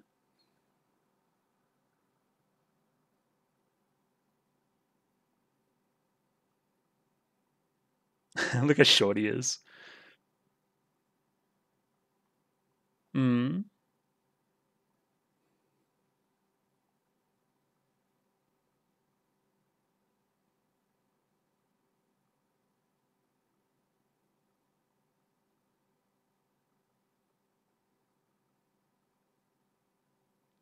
Okay. Is he horny?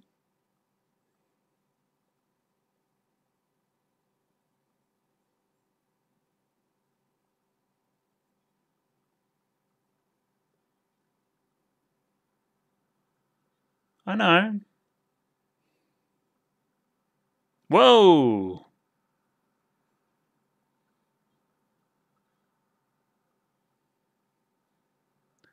I think he just had like. I think he's just horny. That's fine. I want to wreck the world is interesting.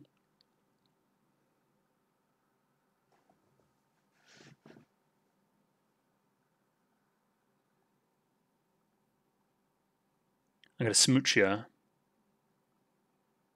MST3K?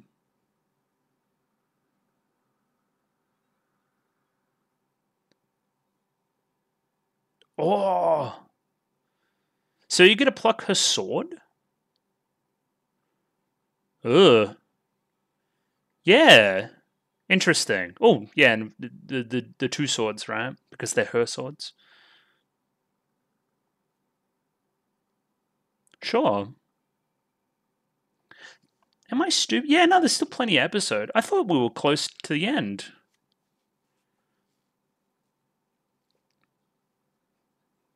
Poor Wakaba. Oh, maybe inside the umbrella? Yeah. Yes. Oh, first time. Uh, why would I tell? Anyway. In a car?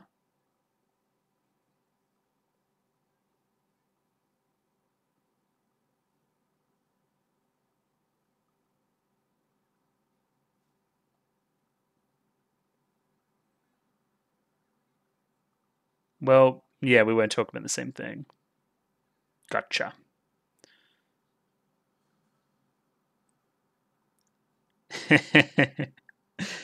Cute. Okay, sure.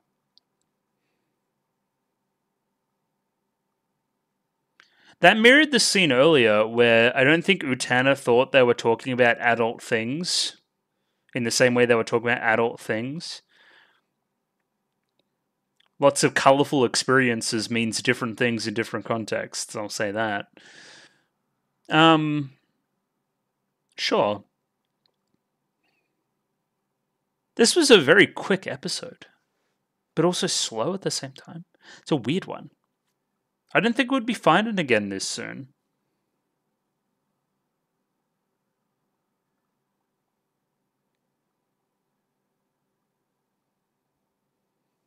Yeah, but I mean, Suwabuki's essentially having a identity crisis because he just like became cognizant of women, which is fine. I mean, I've been there.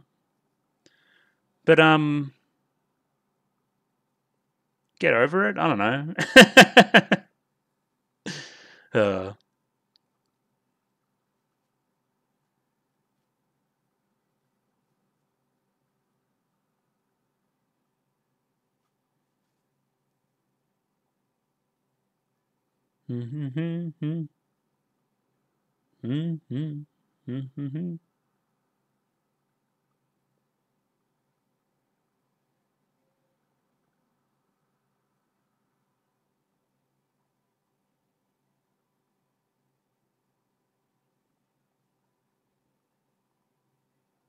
Indeed. What's on the desks, everybody? Huh? Chocolate. Okay, that makes sense. Oh, he's in there. He's got that shit on though. He looks cool.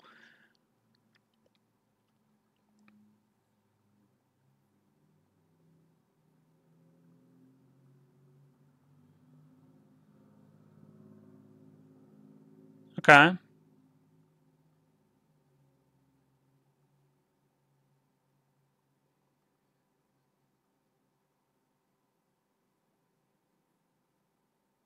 As I thought. Interesting. But he is. He is his normal self. An aspect of his normal self. Sound like a broken record.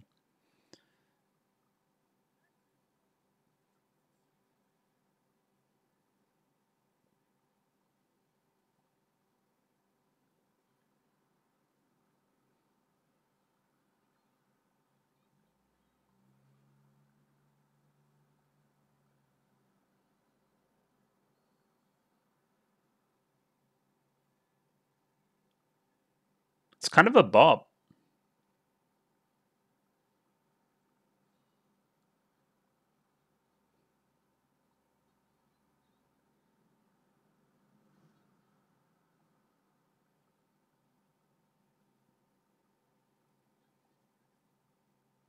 Oh, okay, that's a really weird way to think.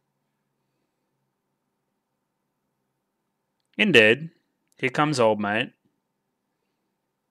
True.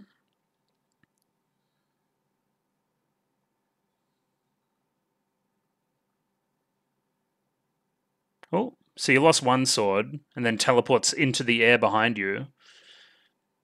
Sick.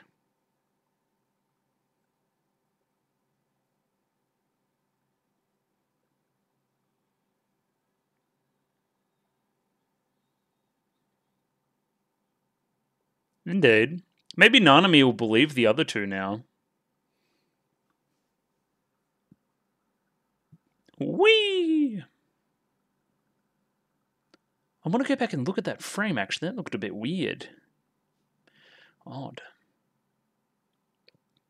Any thoughts, Nanami?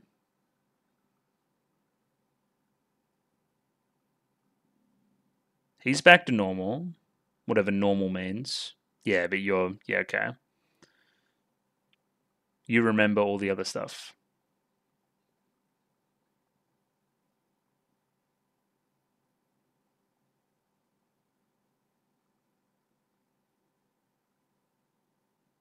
Okay, bye.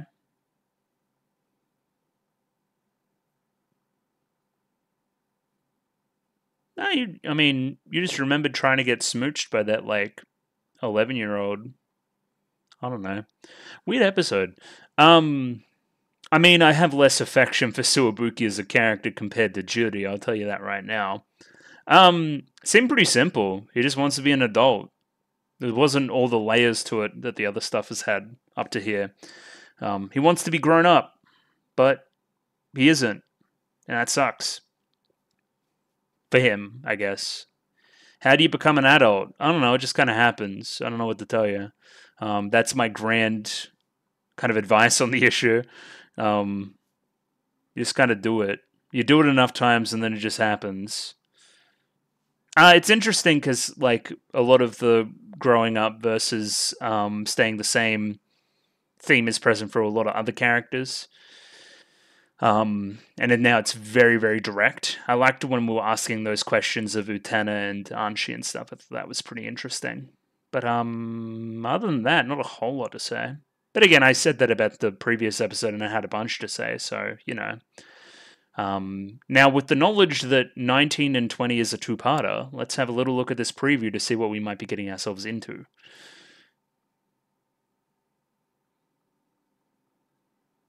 Oh.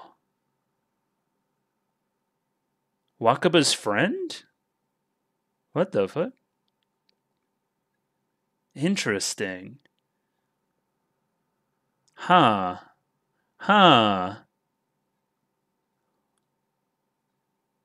This is some Wakaba Kino on the menu? Hell fucking yeah. Well, we're excited for next week. We love some Wakaba. But yeah, I'll talk about episode 18 here for a little bit. Yeah, I mean, not much to say in the preamble here. I'm just going to watch the episode again and see what I can see. To my eye right now, pretty straightforward. Suwabuki wants to be older so he can have a chance with Nanami and relate to her on more things and be an adult and grow up and all those other themes in the show. Should he hold on to a bit of that innocence? We see a cautionary tale with other characters that have presumably grown up too fast. I don't know. It's that old adage, right? At some point you stop wanting to be older and you want to be younger, right? There's always a point there. It's happening concerningly sooner and sooner for kids, which is bad, by the way. But like 11-year-olds putting on anti-aging cream, that's dystopian.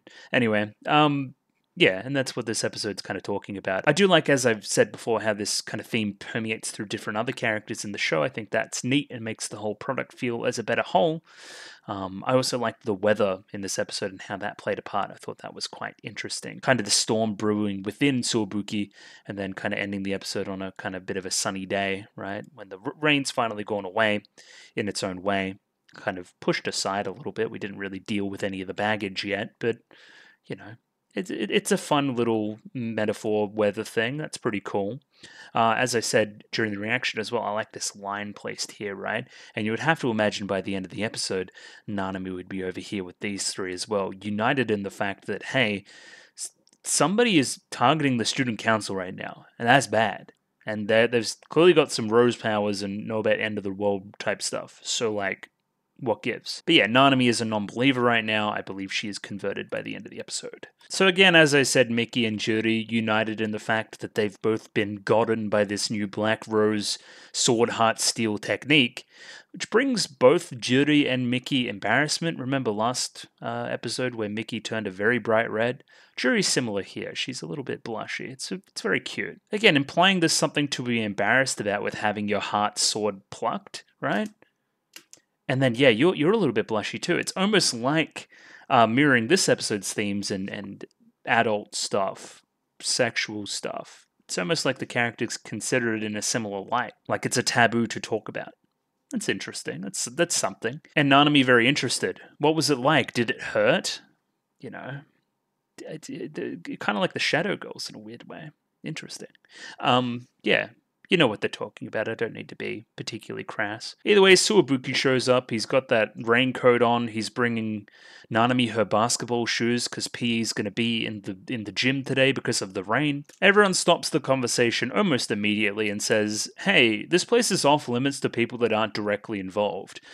Like, information could be leaking out and that could leak to, like, the wrong people and they could be using that against us. So implying that Suwabuki could be a spy of some kind. Not that he is, but could be. So they're a little bit paranoid at the moment. As long as our enemy remains hidden, we are in danger. That's what they say. And again, those are the two that are showing a little bit more caution compared to Nanami because those are the two that have been gotten. They know that this shit's real, right? So yeah, be careful with who you let up. Like, I don't know why Suwabuki has access, but potentially deny him access next time. And yeah, this was grown-up talk, Suwabuki. You're not involved. See the reflection there in the rain. Mitsuru's impatience, right? He wants to grow up, but can't quite yet. I can't believe I didn't put two and two together on this one. So like, so they're talking about their swords being pulled out of their chests, right? In a very taboo manner, much like you would your first time or something like that. And they're talking about it in hushed tones together. Suwabuki shows up and then they all walk away. Hey, we can't talk about this around this kid, right? This is adult stuff. You can't be involved. So again, we're putting the two kind of ideas in that scene together to create the motivation for Suwabuki as we go forward. I think that's very clever. And yeah, almost associating virginity with the Black Rose stuff in a weird way. Let me know if I'm going off track too much, but I think that's part of what we're talking about. That's very weird. So we start this scene by seeing Choo Choo hang out with a snail for a bit. He takes it for a ride a little bit later on as well. There's also a frog there. I don't know if you can glean anything from that, but go wild if you can. I just like how the aesthetic of the school kind of changes when it rains. I like kind of Utena and Anchi hanging out inside the sunlit garden, just kind of chilling while it rains. It'd be kind of a vibe, actually. Anchi says that roses are sensitive to seasonal changes and feed off sunlight a lot, so more you're feeding the roses type metaphors, sure. Utena sees Suwabuki and Nanami from afar, admires Suwabuki's dedication, says that she couldn't do quite a thing. It's kind of funny in the presence of Anchi, who is forced to do such a thing sometimes, be somebody's little slave. So, interesting. I just hope that Suwabuki gets something out of it. You're not getting anything out of this. What's the point? Why are you doing any of this? And this is a new character called Mari. There she is. This is not okay. I don't know why you're hanging around that girl. There's two motives here, probably. One is that, hey, I'm legitimately your childhood friend, and why are you devoting yourself to this rando chick? Cool. But then another one could just be jealousy. Are you just, like, jealous that... Do you like Suwabuki? Is that a thing? Anyway, this is a new character. She seems kind of annoying, but I don't know. Most kids are annoying, so I don't know. She kind of fits in. However, Suwabuki remains dedicated. Hey, I'm not in this for any personal gain. Just being close to her is enough for me. And you gotta get yourself a better crush, apparently. Whatever could that mean? And apparently she's only 1 year older, but her body doesn't look very mature. We go there. And Suwabuki probably deserves a slap for that. But then Nanami witnesses that interaction, right? And is curious about what that girl means to Suwabuki, right? She becomes curious and asks if he has any friends or anybody he hangs out with. No, I'm just really hanging out with you here, Nanami. Like, specifically, why are you doing this? For being a kid, you're not very childish, right? You seem motivated by different things. However, Suwabuki knows the way to get to her, just keeps complimenting her, blah, blah, blah, blah, blah. Nanami changes the subject. How do you know that girl? Is she your girlfriend or something? No, it's just somebody I've known for a long time. Nothing else. Again, you can't say that you two are close because that would remove Nanami from the equation. So he just tries to play innocent. We get back to some kind of elementary dorm or something, I think this is. And Suwabuki's going to make a bento box for Nanami for tomorrow's lunch, right? Mari is here. She disapproves. So much so that she starts to eat his chocolate, which is like a no-no. Don't eat my food. You fucker. Especially my chocolate. That's a death. That's jail time. This is an interesting line. No matter how hard you work on her bento box, she's going to have her lunch and eat it too. What's that mean? A woman's intuition. Like a black widow, she surrounds her prey and takes it in bit by bit. All nasty.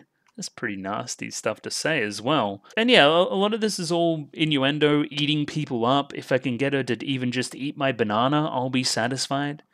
Like, I'm happy that the show brought up that it was an innuendo as well. I felt kind of uncomfortable talking about innuendo with very young characters, but sure. And Mari is the one that picks up on the innuendo, says it's nasty, he doesn't understand, you'll get it when you're older, that makes him frustrated, he wants to be older, can I stop right-clicking? Do adults even eat chocolate is an interesting line that'll come back later when he's in his bedroom too. And he goes to eat the chocolate, but pauses because it may be an indirect kiss. That old trope. Yeah, definitely a anime thing. Never hear anybody IRL talk about indirect kisses. They don't care. Well, at least I don't care. I don't know if I'm the outlier there. Chocolate, metaphor for childhood. Would this be an indirect kiss? You're feeling kind of nervous about that kind of thing. Is that this? You get what I'm saying? It's kind of contradictory in that way. Either way, Suwabuki makes his little bento box for, I think it was fried chicken, asparagus, and bacon. Yeah, bro, that sounds good. I would eat that like right now. That sounds amazing. But either way, he goes over, shows his bento box to Nanami, and she's talking with Mikage. And I wonder if this is more plot relevant than we're giving it credit for. She's been invited to the seminar? What does that mean? I don't know what that means. Does that mean future stuff, or does that mean the events that happened in this episode? No, but she didn't go. Huh? Am I stupid? Either way, she's like a brilliant and bright mind and would fit in, apparently. I thought it was like an all boys thing, but I don't know. Nanami can come along, I guess. And again, the warning from earlier in the episode from the other two, like Nanami's not heeding it at all, just talking and being open with everybody. I guess the audience has the benefit of knowing that he actually is the villain here, but, you know, it's neither here nor there. Nanami does not show a lot of self-preservation here and kind of gets a little touch on the shoulder. And yeah, this is more for his benefit. You're playing the part. You're getting in the way here to kind of grow this resentment in his heart. That's why you're doing all the touchy-feely stuff too. Like the arm around there, smooth. Like there's no need to concern ourselves with Suwabuki with this regard, right? Then I think you hit the books in an attempt to want to join the seminar as well and become smart. I think that's the idea. So he has some heavy reading there. He turns to Utena and he says, what does it mean to become an adult? Now, this is a pretty deep question. I don't have the answers for you in front of me either, but I think Utena hits it pretty decently. This is an answer I agree with. But of course, again, with the innuendo type theme in the episode, we're talking about becoming an adult by talking about, you know, sexual stuff. This is why these three have their heads up in the background, right? So you need to become an adult through experiencing colorful things, right? And particular adjective there can imply some things. Yeah, which surprises these three, right? So you mean I'll become an adult when I've experienced more things? So are you very experienced, Utena? Well, once he's more like us, he'll have plenty of adult experiences, right, Master Utena? So this is fun, right? They're playing off the innuendo and implying that these two have adult experiences together. But what I think both are talking about is just the duels. That's an adult experience. So in that way, isn't Suwabuki kind of joining the adult experience by participating in the duels later on? I don't know, something that maybe. Yeah, they're definitely playing off all the innuendo talk here for sure, in a fun way. This seem like an episodely occurrence now as well. Utena's just talking with Akio, right? Which is interesting, considering what you do behind closed doors. Just a very fun question here. Is it bad that what was the framing? Is it weird to dream about my prince? There we go. I mean, a younger student asked me about what it means to be an adult and not a kid, and I started wondering which I am. You're in your adolescence, right? She's 15, something like that. It's pretty much smack bang in the middle of the two, of child and adult. So what are her feelings on the matter? Well, I don't know. For starters, I don't even think I know what the differences are between a child and an adult. So could you give me some data on that, Mr. Adult Man? He responds with, as time passes, a star's brilliance gradually fades. You might say the same applies to people. So you're at your brightest right now, right? Getting a pretty bright and all. I suppose so. I think... No. What? I think you think that that's earlier in life when people shine the most. They're like stars. Early in life, they shine the most. And then that's a, steady decline from there. Odd. Odd thing to say for a person that's dating a teenager. Bad. Am I the only one that got that vibe? I don't know. No. Bad touch. Like, you're at your brightest right now. No, I could be my brightest when I was younger and could date younger girls. Weird bloke. Either way, Mamiya's down here in the dungeon. Not coming out, just kind of living the kind of cave life, hunkering down. I don't know what his deal is. Apparently the rain depresses them, and this is interesting, right? So we have a gloomy picture, like a rainy day, a gloomy day outside, versus literal darkness, right? A gloomy day outside, so I have a curtain there. This is a perfect metaphor, right? I don't know what kind of day it is outside, right? So I could be in darkness with the blind closed, which is nothing. There's no weather outside at that point. Or I could open it and see that it's a sunny day and be happy, or open it and see it's a cloudy day and be sad. You're refusing any of it at the moment. You're living in the void. You're living in the nothing. It's not even bad. It's nothing. That's interesting. I like that. So you're denying yourself of almost everything. It's not even the bad stuff. It's everything. So has the next duelist been chosen? If I said it's an incorrigibly jealous queen and her retainer, a child, until last night, he was a rough, rather tough flower bud. But with a little encouragement, he will burst open easily. Interesting.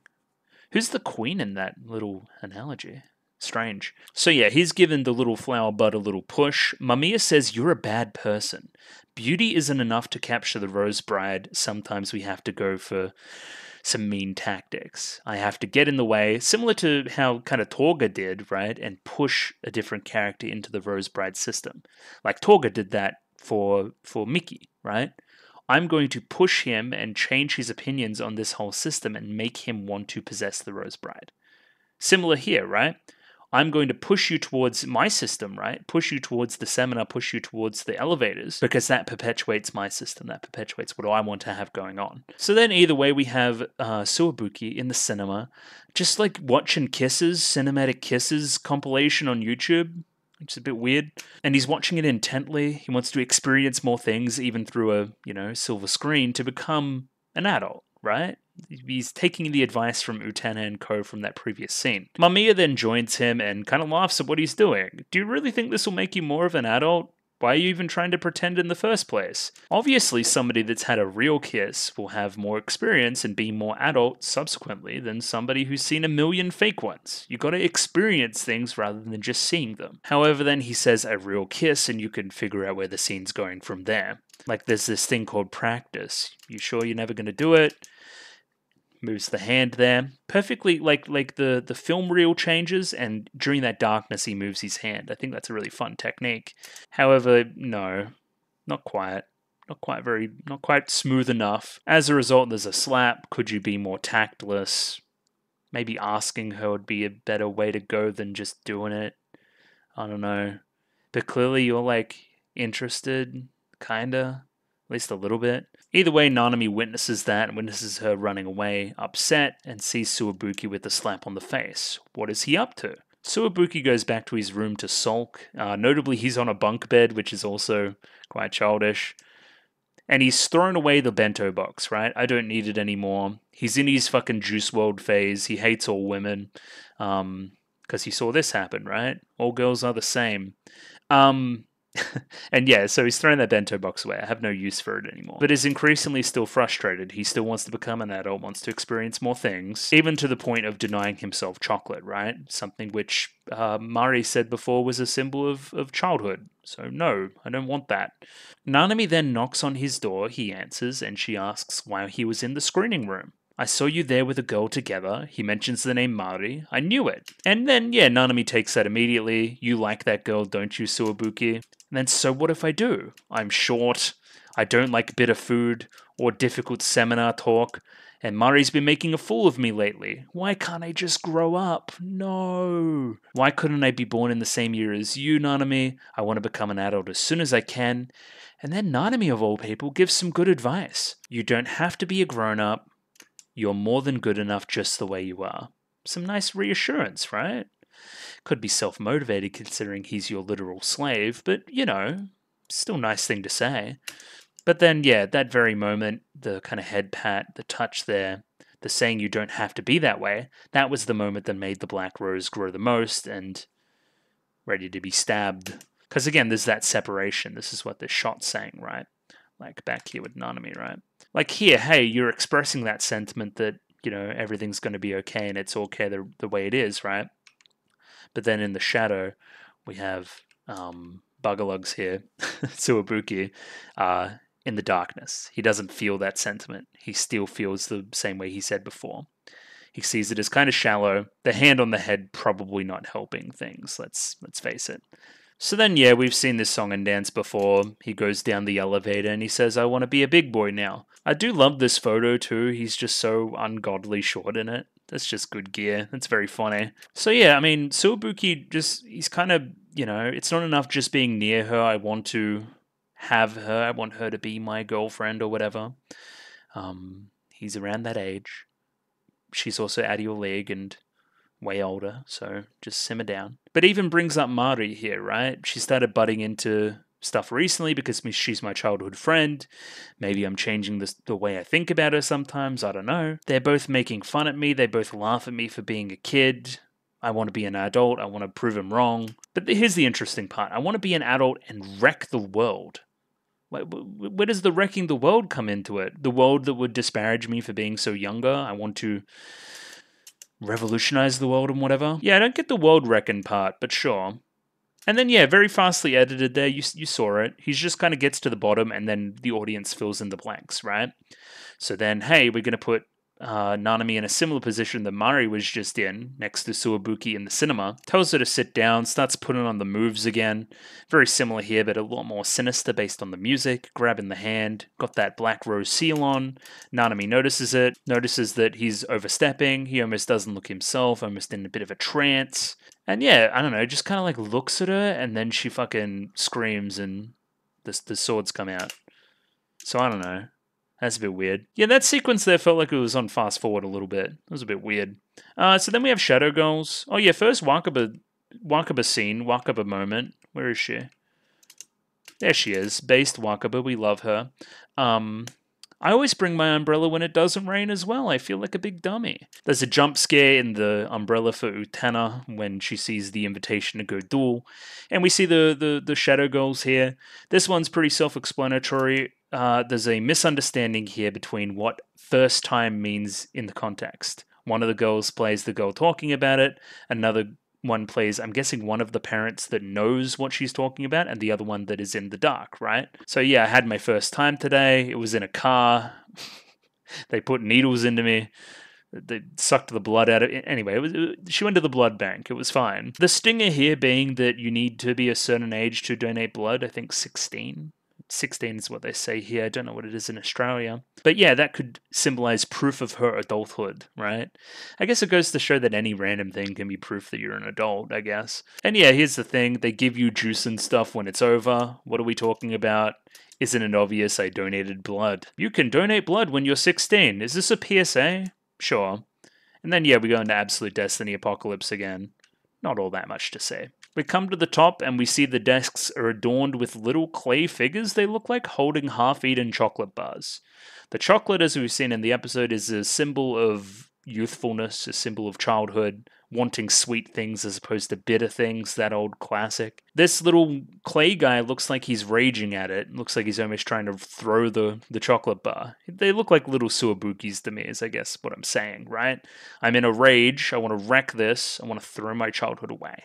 Something like that. This is the second one in a row, so I'm guessing this isn't actually a connection like I thought it was. This guy doesn't really want Anchi dead either. He hardly even talks to Anchi. It's way more about his personal things. As previously discussed in this segment, the duels can maybe be seen as a quote-unquote adult experience as well. So that's most of the metaphorical stuff that's coming out of this sequence, right? Remember when Utena and Anchi were talking about all the adult experiences they've had together?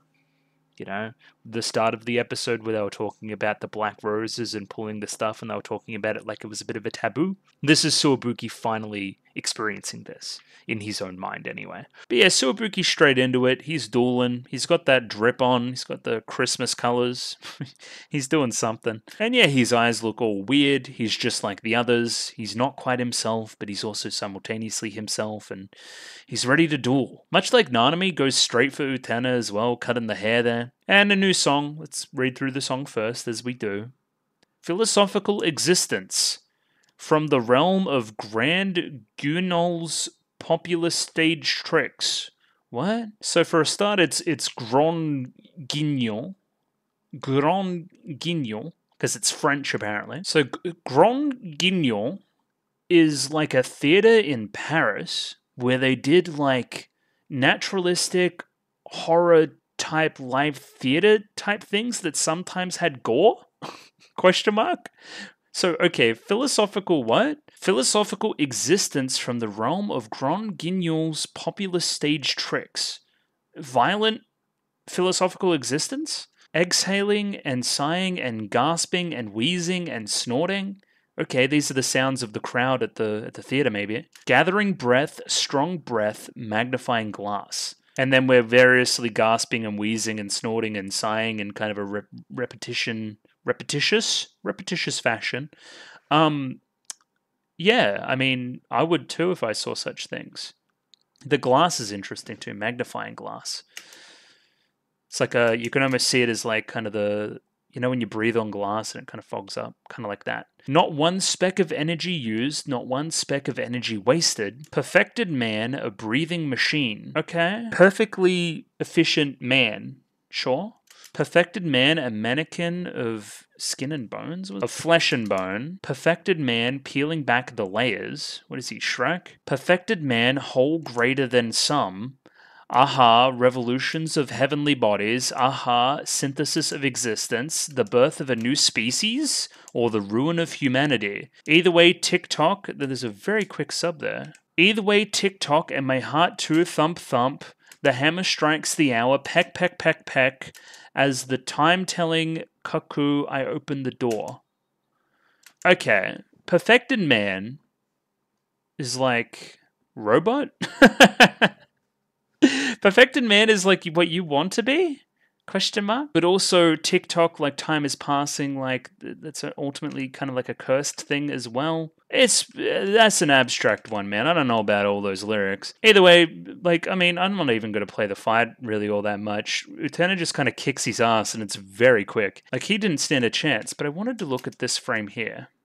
No, listen. I thought that looked like Suwabuki. It kind of looks like him, but it's not exact. So sure, that's fine. This is just a bloke. Either way, like all the other things, he gets sent to hell, and then we do a little bit of epilogue the next morning with Nanami walking back into school, looking slightly perturbed. Again, if we could follow the kind of way that Miki and Juri reacted to having this done to them. They remember, whoever pulled the sword doesn't, and just kind of goes about stuff differently. So you're going to think about old mate differently now. Suwabuki a little bit differently. So you see Suwabuki, you're a little bit timid, you're not your normal Nanami self. You look down at him, a little bit of a blush. Remember the whole thing with them is that she kind of fell in love in a weird way with Suwabuki because he saved her from the animals, even though he was the one releasing the animals in the first place. So like, it's not really legitimate. Either way, then Mari tells her to hurry up because he's going to miss something apparently. He runs off, just has his bow to Nanami, and leaves Nanami thinking that she's all fucking not hot and bothered, but kinda. She's sweating, she's blushing a little bit. Little heat run into her face. She blames the weather, of course, bringing kind of the weather metaphor of the episode full circle from the rain early on to the sunshine that is permeating down now. I wonder if Nanami now believes the rest of the student council and their stories about the Black Rose and how serious it is. I wonder if we're going to continue to pursue Mikage in that way. Only time will tell. Because, yeah, that's the end of the episode. And moving on to next week, it's the fucking Wakaba show, baby. And whoever that boy is, Onion Boy and Wakaba, please be excited for next week. So yeah, that's the episode. I hope you liked it. The second portion there was a little bit shorter than the other one, but I don't know, I like the Jury episode more. I thought it was more better. Show's continuing to be very good. We're definitely hitting our cycle for this kind of core of the show of what's going to happen and when with the different characters.